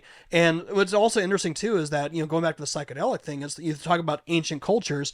Well, every single ancient culture, they would take these psychoactive substances, but the purpose was to get in contact with something from the other side. When you look at it, did you see the Northmen? Yeah. Dude, where they rush into battle high on mushrooms and they're crazy. What a crazy that was good. That was probably, I would say, that's the Saving Private Ryan of Vikings movies. That's the closest I think that we've seen to an accurate depiction. Especially with did you see that? No, I've not. With Alexander Skarsgård. It is. I need to watch it. Awesome. It's awesome, but the same thing too. They're taking these substances and they want to get to Valhalla and get in contact with Odin. The same thing in 300 when they have the girl who's contorting and taking those substances, and they go to the high priest. All the ancient cultures, they did that, but they also had these temples in the high places, and the reason was they wanted to get in contact with the gods. Yeah. And so, and that isn't some vague arbitrary idea that came out of a vacuum. They were in contact with real things. Sure. And so that's what you see universally. And so that's why I think when you look at, and again, I can only, I can't speak as much to your experience because I didn't see what made all this happen. But even, for example, one thing is, for example, that's real. So Doctor Strange, in the first movie. Yeah. A lot of what is articulated in the movie did not come out of a vacuum. So when the sorceress with the ball, and she says, open your eye, and hits him, and he goes, all that is not. That film is riddled with references to Kali, all the Eastern medicine, all the hand gestures he makes, the things he does. Yeah. Yes. So it's funny because I say this stuff for the podcast, and I'm sure there's got parents in there with their kids and stuff like that. And I'm like, yeah, this is all just occultism, but they're talking about I've had friends who have had these experiences, who've had my friend Stephen Bancars, he was lucid dreaming, went out of his astral body, went out of his physical body, and he had entities that were oppressing him, and he was literally trying to get back inside of his body to escape, the same way how you something's hostile, like a monster movie, you're trying to shut the door. That's what was happening to him. This individual, why? How did this happen? He experienced this after doing some kind of a psychedelic. I believe this was the case. He was doing lucid dreaming. I'm not sure. Is there a way to do lucid dream without? To make yourself lucid dream? He made himself lucid dream. Is there a way to make yourself lucid dream? I mean, you're not the first person to tell me that's not a good idea. Right. I don't know how you would do it. I would never do it. Yeah. So I actually do know that there is a product that it's basically how when you put cover over your eyes to basically black it out. Yeah. It's this thing. A mindfold mask. Yeah, where it'll basically be blinking, and it's supposed to wake you up while you're still asleep to have that. Why would anyone want to do that? I have no idea. To lucid dream. Why would you want to astral project? What's the end goal behind that? I think it's just a way to really have an esoteric experience. Usually what ends up happening, what I've seen, is that people who get into the new age, it's usually initially some sort of the gateway is an Eckhart Tolle book or something like The Secret, or understand the law of attraction, and then they're oh well, let me do yoga, and let me all of a sudden I need to go to retreat, and let me go ahead and start doing transcendental meditation, because there's always a little bit of this high, but then it's not enough, and I have to go on to the next thing. And so it's really, like I said, I think really when you look at the new age and occult philosophy, it's really, I would say, it's spiritual narcotics, because people are made in the image of God, and that they are created for God and for relationship with Him, and they're only getting little small taste of it, right? And that's because the reality is that the occult tells us to reach out beyond when God has said to draw near to us. I think that makes the real distinction. That's what I've seen from people I've got like 2 people I'm talking in potential interviews of people who have come out of the New Age from different experiences, and they all have like a similar testimony. They got into it by some sort of like initial self-help book. Usually psychedelics were involved, and they end up getting in contact with entities that initially are friendly. They end up turning on them. So I would say that in the same way that the Bible would say that Satan sometimes comes as an angel of light, and sometimes he will give information that's like real and even give something to help someone, but if his only purpose is to deceive, so a lot of times dangle the carrot, so you dangle the carrot. So really, those entities are, I would say, from a biblical standpoint, are demons. And there's something that's not to be messed around with, because even so as a Christian, like I remember walking away from that experience that I had where I was taking the small psychoactive substance, and I felt like a genuine, not like a legalistic, like I'm mad at anyone else who does it, but I was very convicted that I had no control over my mind. As a Christian, it says you're to love the Lord your God with all your heart, soul, mind, and strength. And whether it's anything, honestly, like, you're talking about alcohol, like I'll have a glass of wine. I'm trying to shed my winter body right now. Yeah. So I'm taking off of that anyways. But yeah, it's like, I want to avoid anything that doesn't have control over my mind. You keep coming back to a point that I want to touch on, and sure. that is specifically on the New Age and even on yoga. Yeah. Yoga, psychoactive substances, or psychedelics. Yeah. You keep coming back to something, and that is, what is the reason why they are doing it? I think that plays into the conversation a lot more than is being addressed. When you say why they're doing it, I'm saying someone in the New Age who wants to get in touch, who wants an experience with a deity, who wants to take ayahuasca because they want to get closer to the divine. That's their reason for doing it. If they're doing it for that reason, and I'm doing it so that I can get more creative and create a podcast studio or go in the woods and giggle, it seems like there's a lot of weight to that. Why am I doing it, and what am I doing? I'll give you an example. You have, and this happens all the time to me when this conversation comes up, especially with people who don't experience these kinds of things. I don't, marijuana, alcohol, psychedelics, these all kind of get grouped together in the conversation. And usually the conclusion is, I don't really think I want to do weed. I don't really think. Each one of those items is very, very different from the other. I hate alcohol. I don't drink. I don't like weed. I don't like smoking weed. I don't do drugs. Both weed and alcohol, to me, put me in a state where, just as you've described, I don't have control over my thoughts. Well, I wish every one of you was living in my apartment right now, because all my neighbors sometimes they're all high. I get the mail. It's like, oh my goodness. Oh, I don't. Drives my wife and look, we smoked weed for years. Every single week we would smoke weed. It was a part of life. Right. When I went back to do my master's degree. When I finally got out and I stopped smoking weed and I got sober, I didn't do anything for like 1 to 2 years, where I was like, okay, because I'd never drank. It wasn't my thing. I don't like that feeling. I don't like being hungover, and I'm a healthy person. I don't like weed because I realized what it was doing to me. It was inhibiting my ability to think on my own. Yeah. It gave me anxiety. It gave me paranoia. It gave me panic attacks. It really affected me in a negative way the longer that I did it. I have not had that same conclusion or reaction to the few and far between times when I do mushrooms. If I do mushrooms, almost always, with the exception of one time, my experience is inherently positive. Furthermore, when I do it, and this is where, again, it's hard to describe this in words to someone. What's the standard between positive and negative for that? Like, it mentioned positive. The decisions I make while I'm on it, the ability to maintain control of your mind. I would classify the first two, which are definitely downers. Depressants, but marijuana and alcohol are definitely depressants. That's medical. Right. The feeling when on that is that you can't quite fire your mind on all cylinders. Everything's muted. The volume's turned down. And that's why oftentimes, especially with alcohol, my decision making is just free. I just do whatever I want. The next day I don't really remember it. It's like chapters, kind of like in a book. Like maybe I remember this, and then the next day I'll remember, oh, that happened. Yeah. I probably shouldn't have done that. That was a bad decision. That's not what it's like when you eat those little mushrooms that grow in the ground. Your mind is firing on all cylinders. I am more alert and aware. My conversations are clearer. My thoughts are going faster. Yeah. Everything is going.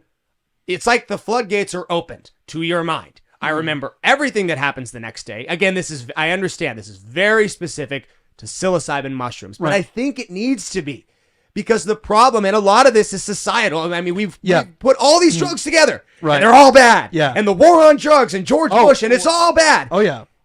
You don't feel high or intoxicated when you eat these. It's you're talking like Narcos, for example. That's a great example of like the failure of the war on drugs. In fact, a whole part of Waco, a big part of Waco, which is another side thing, was the militarization. You saw like the beginning of the militarization of the police, yes, which was a big part of like the war on drugs and like the Reagan administration just about a decade earlier.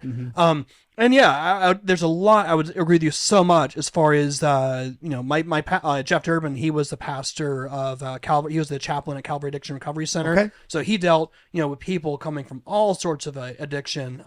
Coming into that and helping people like deal with all the different things. What's interesting though is that I'm talking about we're so obviously the extreme examples, and it's not the case for every single person where it is getting in contact with entities that can sometimes turn hostile on you, but it's not just that, but what ends up happening as a byproduct of it is the embracing of a worldview that's contrary to what the Bible teaches. For example, even in what you articulate a little bit, is that you're starting to see a connection where everything is all one and is all like interconnected, and like.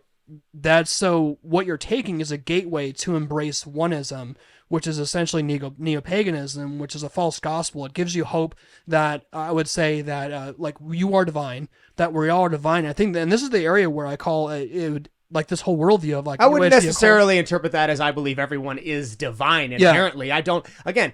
The experiences I've had have not led me to counter the beliefs that I know to be true from the Bible and from biblical Christianity.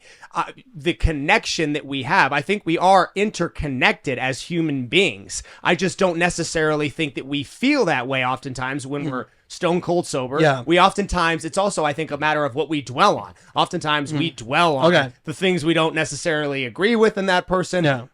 There's a balance of positive and negative oftentimes when we're with anyone. Yeah, but almost every single person that I've talked to who's gone through those experiences that you're talking about, the interconnectivity, like the term, we're like defining terms, they're talking about interconnected through a view of oneism. Right, where everything is all one. Now, I can say we are interconnected as a Christian because I have a view of twoism, where there's a distinction between the creator and the creation. I have a distinction between you because we say words have meaning. I think we're having a conversation where, even though there's some areas which we agree, some which we disagree, I see you as both as image bearers of God, where you have a unique dignity, value, and worth. And so I would say how are you defining interconnection? Are you doing it through oneism or twoism? And most every single person who goes down the road of taking these substances, it ends up creating a worldview where it is oneism. Like you're the ends. Like Mike Tyson, for example. I mean, that guy loves mushrooms. Oh, I've never seen anybody eat them like that. I was like, I felt fistful. I was listening to his last conversation on Joe Rogan. I thought I was getting some secondhand through my AirPods. People don't get to when he's eating handfuls. You know how big I've met Mike Tyson. You know how big that man's hands are. His palm is the size of my whole hand. Yeah. He's eating grams of mushrooms when he's on those podcasts. Yeah. So someone like that's going in, let's say, not from a Christian worldview. Right. Oneism might be how they gravitate towards that, right? But someone going in with a Christian worldview where there's creator and creation. Twoism you look at something, if you're on psilocybin or something and you go, wow, that is absolutely beautiful. But your first inclination is not like, I'm going to worship that plant. It's, I'm going to worship the creator that made that plant. And so I think it depends on how you go into it too, 100%. and your background before it. But I did like what was brought up in the, when you interviewed the host of Heaven Healing podcast. Yeah. And Angela, she said, you referred to it as spiritual narcotics. Yeah. But she referred to it, and I thought it was really well put, as a Jesus-sized hole that's missing in certain people, and they're looking to fill that. And whether that's a cult, whether that's Gnosticism, whatever it is, they're looking drugs. Drugs. Yeah. They're looking to fill that connection which we are inherently built and designed with. And I think this is a very interesting point too. That's a great point, man. Is that what's your name, by the way? Jake. Okay. So into this, I forgot each other's names, but what's interesting too is that when it comes to you talk about like the Jesus-shaped hole, and there's a point there was my friend Stephen Bancars. He's been offline for a bit, just kind of like getting off the grid because he came out of the New Age and he had one of the biggest blogs in the world, and then so he just came where it was like everybody and everyone. He had like Christians, New Agers, everyone that's going crazy. Some people were saying like your hair's too long, and or this or that, But, he wrote this book called Second Coming of the New Age. It's really good and thorough, just covering a lot of it. And I think the book's still for sale on Amazon. I would definitely check it out. But one of the things he made a point, and I think it really resonates with what a lot of people in the New Age have experienced, is that it says if you are your own God, then your ultimate savior is you. So if you are depressed, if you are broken, if you are whatever you're going through, you can't look outside of yourself. You have to look within yourself, because even within that world, the whole worldview is bankrupt, because the whole goal is to ascend. Mm-hmm. But from and this is both a philosophical, but also a very personal thing, because the whole goal is to achieve salvation by ascending outside of the self. But there's no end in sight. The reason why someone goes from, meditation retreat to this psychedelic experience to the next yoga retreat to the next Burning Man to the next you name it, is because there's no way to get. How do you get outside of yourself when all is self? Everything is one. When the answer's in yourself. So there's no distinction. There's no how do you account for distinctions? Like, I am you, I am the screen, I am everything, but somehow you're supposed to ascend to where? Yeah. You can't ascend anywhere. So that worldview plays out to its logical conclusion when it's like you have to go on the next thing, and it's exhausting. And it's also terribly detrimental to someone who's dealing with anxiety, depression, anything like that. Telling that person the answer's inside of you, when that person is like, I don't really like me all that much these days. Like, you're telling me I have to fix me? That's horrible advice. That's something that they tell you. It's like, that's not the answer. And so it's to the Jesus-shaped hole thing. That's a really, really good way to look at it. Why are you doing these things that you're doing? Are you doing those to fill the Jesus-shaped hole that we know only one thing can fix? Yeah. Then you're probably going to end up a New Age thinking person where you really literally believe this is my way to ascend. Why are you doing these things? And I want to make sure I make this disclaimer. I'm not encouraging anyone to do this. Everyone is dealing with their own situation in life. Everyone's at a different person in life. I didn't try this till I was 30. So it's not something that everybody needs to do or should do in this lifetime. But I think it should be prefaced with, why are you doing it? What is your end goal? Are you someone who is trying to find faith in this experience? Or are you someone who is doing this experience to enjoy nature a little bit more? To finally look at plants, bees, animals, and just have that. And then, because again, for me, during my experiences, I have never questioned the tenets of Christianity, the salvation that comes through Christ. That does not enter my mind. I'm not in it for that reason. Okay. And when I come out, it's exactly the same.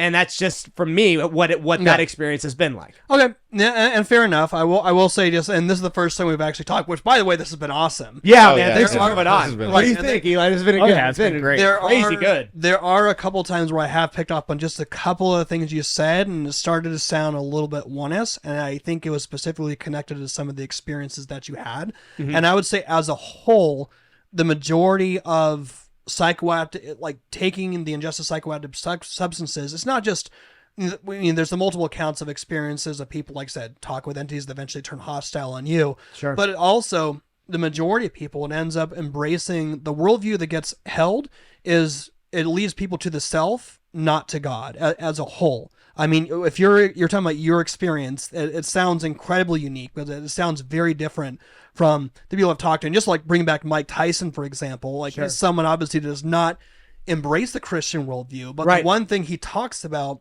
what psychedelics did for him, is that it took away his fear of death, which is what a lot of people talk about. And as a Christian, I have a real problem with that, because it says in Hebrews, not to say that Christians can't fear death. Have you ever heard the book Pilgrim's Progress? Yeah. Oh, yeah. Oh, yeah. Of course. So in that, he gives two accounts of people who are going over the river of death. One guy just floats over, the other guy sinks to the bottom as he's dying. Mm-hmm. But both end up in the same place. But what's the difference though? In the book of Hebrews, it talks about how Christ has saved us from the fear of death. Mm-hmm. So if you are now putting your faith and your hope in being like the fear of death by taking these different substances, well, you've put your hope in something that's false. You've put your hope in a counterfeit, because whether or not, like, Mike Tyson can get as high as he wants, can be in contact with what he wants, he may not have that fear. Mm-hmm.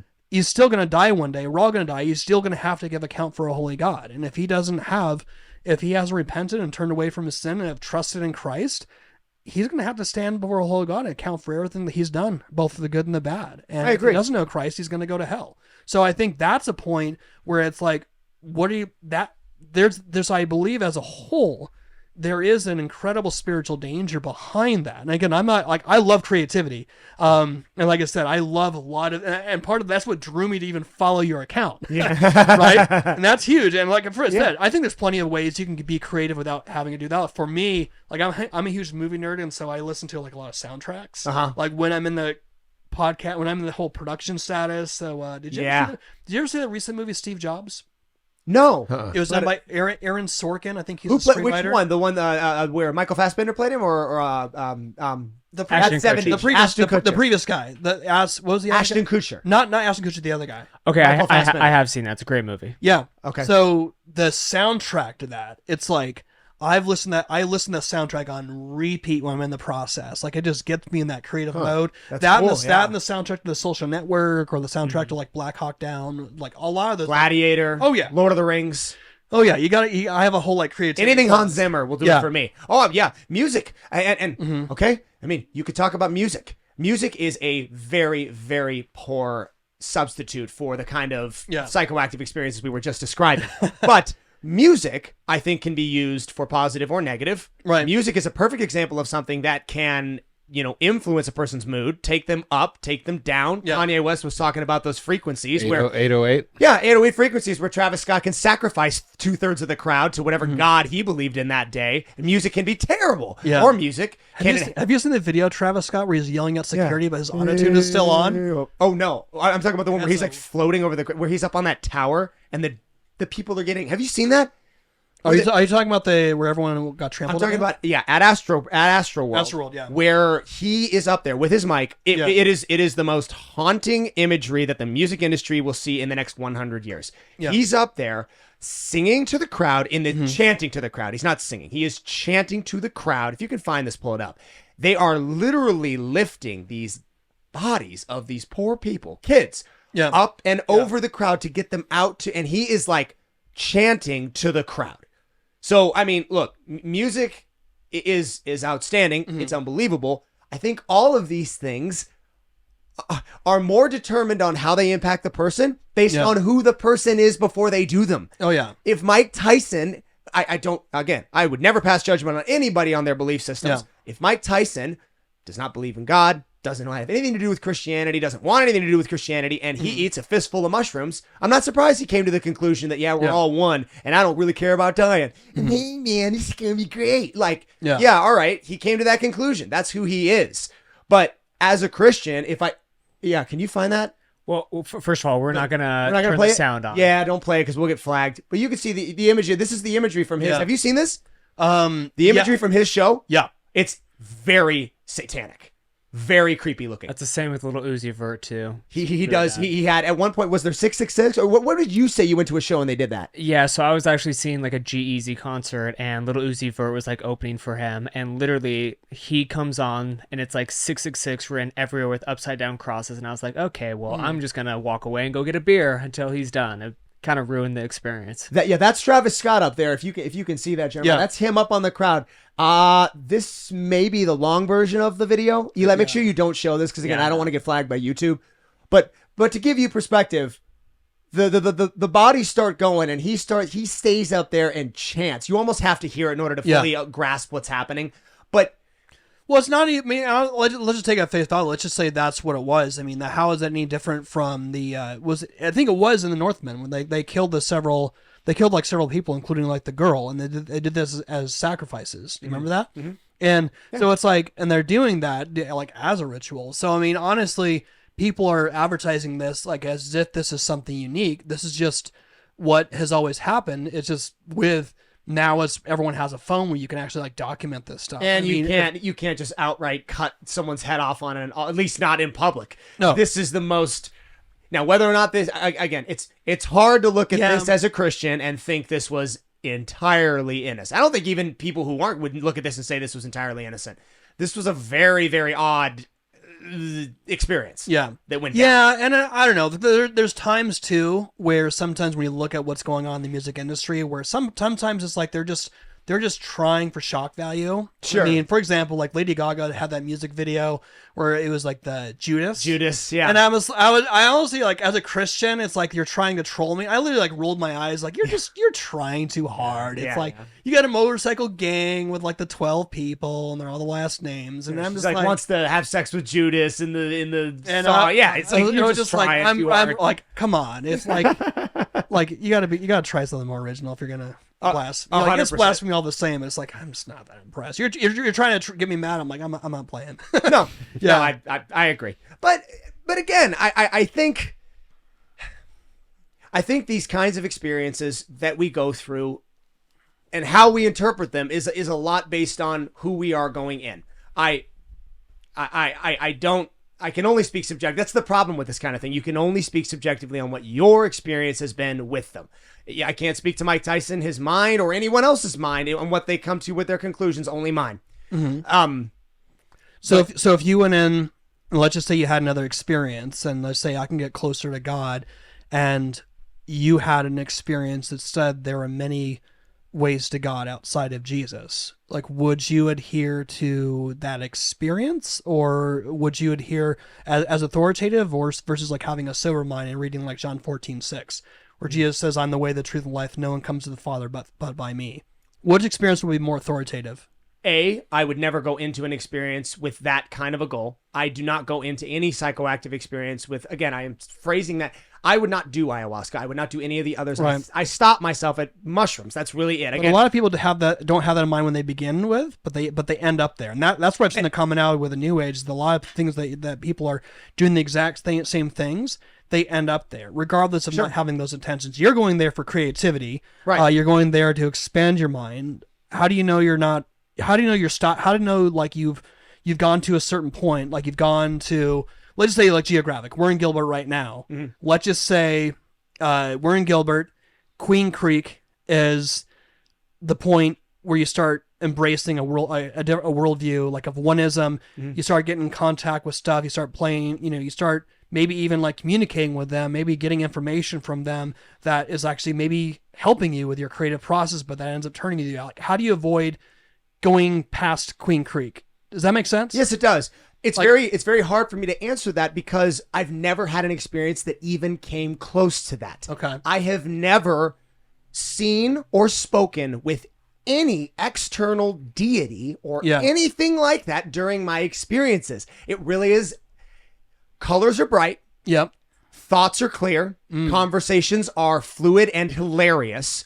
And nature is awesome. That is what I can describe to you. My mushroom experience on repeat. That's what I do. In no way do you ever, I don't see, some people are crazy. People are like, oh, I saw these goblins. I'm like, what? What were you on? I don't think that was mushrooms, man. You were on like cocaine and sleeping pills. Like that's crazy to me. Right. I don't, so there's that.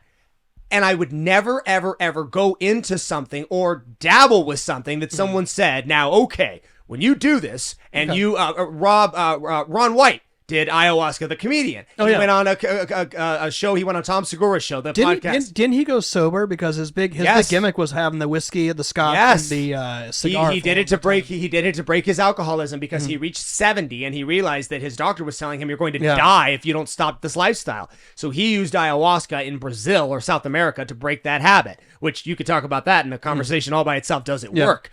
But the point is, he went into this experience.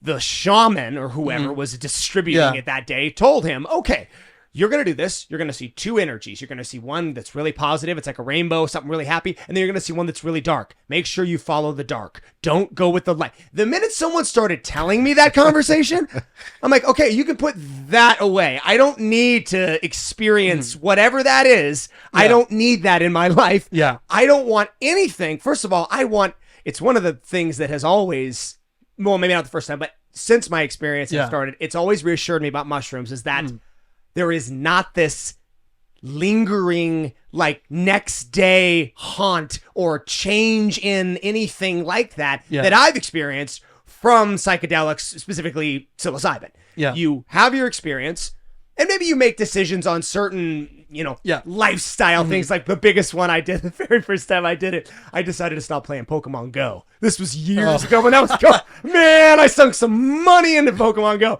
But is that the one where it was like you could watch the Pokemon and everyone's walking around the parks and like falling off of like bridges and the lakes and stuff? And I can't believe that was a thing still. Are you kidding? It's still a thing. It's 10 times as popular. People have hundreds of thousands of dollars invested in some of their accounts by now. It doesn't matter. At the time, I was in a very, very dark place. I was doing something, a job related that I didn't like. I was partnered with someone that I couldn't stand. And I was using this particular activity to fill my time with something that was literally meaningless. You didn't have something to contribute, so you had to find something precisely, to do, which is the difference. So I can definitely relate to you as a creative. It was probably, which will give perspective on just how small these revelations are for me. That was probably the biggest revelation for me from a psilocybin experience was when I did it, I realized it just clicked for me. I'm like, okay, I'm literally going around to public parks chasing nothing. I'm walking around and literally wasting my time. And I never did it again.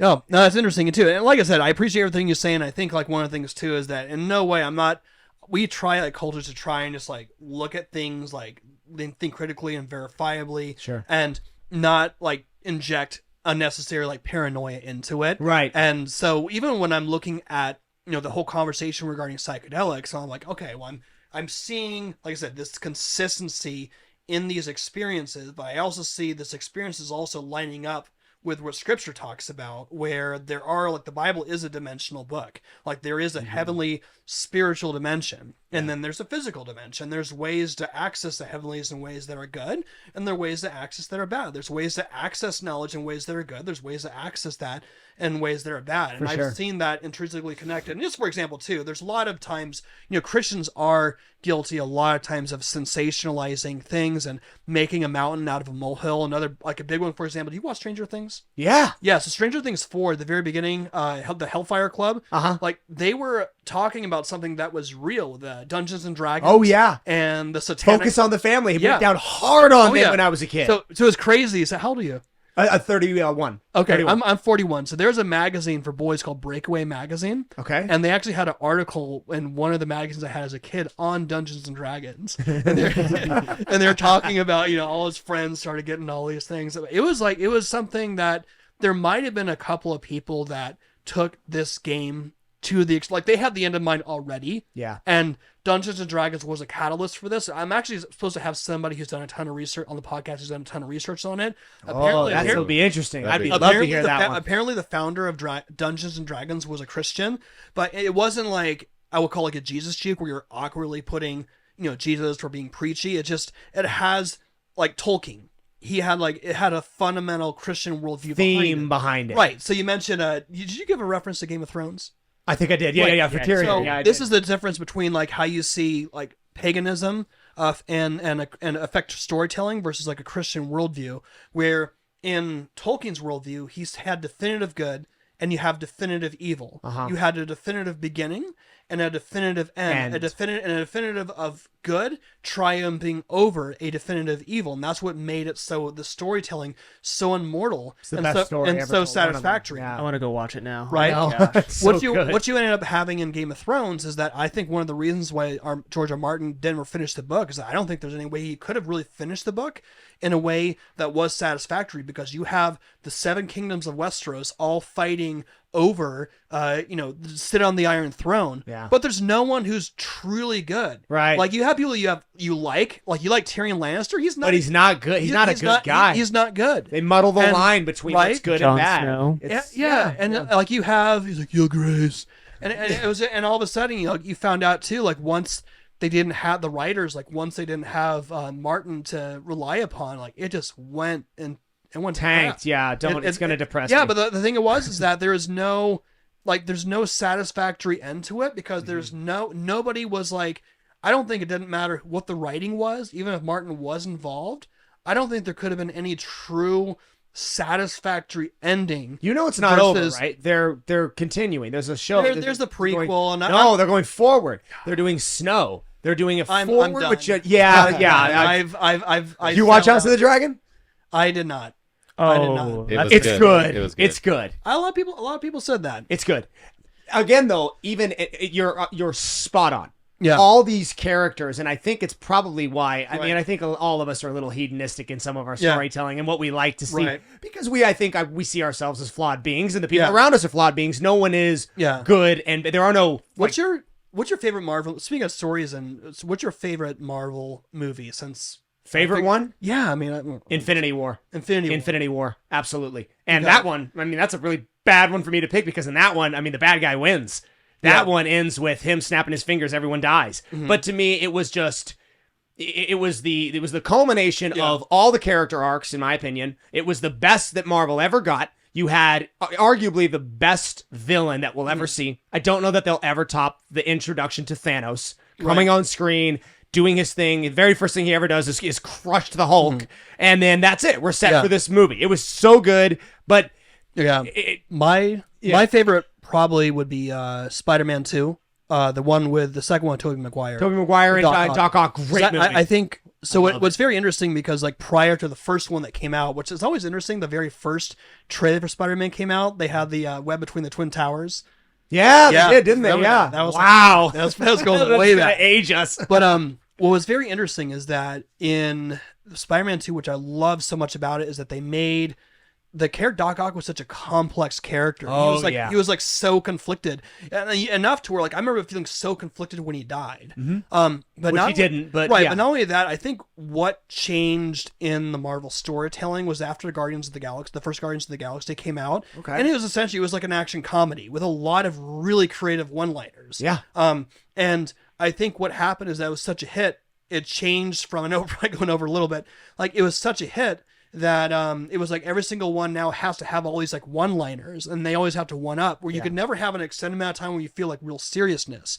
And whereas Spider-Man... It's turned into a joke. Right. It's a joke now. Right, so like at Spider-Man 2, there's like two segments. There's one where Parker's talking to Aunt May at the yard sale, and she talks about how I believe there's a hero in all of us that makes us strong, makes us brave. You know what I'm talking about? Yeah. That whole line, like whenever I watch that scene, it wells up like emotion in me because it's like you see like this like loving grandma who cares for her son, a guy who's like quit and is like thrown in the towel, and like she knows that he's Spider-Man, but he like speaks to her. Podcasting. Yeah, he speaks to his strength, you know, and I love that. But even like later on, like there's this moment of seriousness where all of a sudden like he clenches his fist and he takes off the glasses, I think, and he can see. And like all the open the door. And all of a sudden you're like, oh my gosh. Yeah. But then like Doctor Strange happens, like you fast forward to Doctor Strange where the cape goes on, where he puts on the cape, right? And then all of a sudden the cape starts like patting him. Like they couldn't, if they had just like not have the silliness in it, you could have felt the real seriousness and gravitas, because you know he went through this really traumatic car accident and went through everything else. But it was like you can't even like allow yourself to be like, you're so insecure with your storytelling. It's like someone who's insecure, like people, you crack a joke as a defense mechanism. Like, are you not confident enough in your storytelling to do that? And I think that's one of the problems. Like I don't know, I haven't been a real big fan of Phase 4, but I think those are my two favorites. But also I think so Spider-Man 2 and Captain America the Winter Soldier. I was literally about to bring that up. That's top two. Like that was just something where it was like, it felt so different. It felt like Jason Bourne, like of basically with superhero cosplay. Yeah. It was great. He had a great, Bucky was such a good villain. You know, he did a great job. Yeah, that's a good one too. That's my second favorite is the Winter Soldier. Yeah. It felt the most real, other than maybe Iron Man 1. Right. It was like the most down to earth, less superpower magic-y than we've gotten. With a lot of references to the Cult of the Deep State, which we could talk about another time. That's another podcast. Yeah. So let's wrap this up, Jeremiah. Yeah. How can people find you? If they want to know more, if they want to watch your podcast, where do they go? Yeah, we are on iTunes. We are on Spotify. Just look up Cultish Podcast or thecultishtshow.com. We're on Facebook, The Cultish Show. I think Instagram is my favorite active thing. We tried TikTok. It's just I'm not a huge fan of Chinese spyware, so just call it as it is. Who was it who sent me that they're doing a $1.5 billion security measure to protect America? Yeah. So I pretty much am like, I haven't been active. I'm probably gonna delete it. So we're most active on social media. We're probably the most active on Instagram. I'm always like making my own like video memes and stuff like that. We're on Facebook as well too. But check out the podcast. We're in year 5, so we've got like 200 episodes in, but usually it's like a part 1, part 2, and like I said, we've covered everything from Mormonism to Jim Jones to, like I said, we have an interview with Warren Jeff's 65th wife. We talk with Mike Rinder from Scientology, The Aftermath.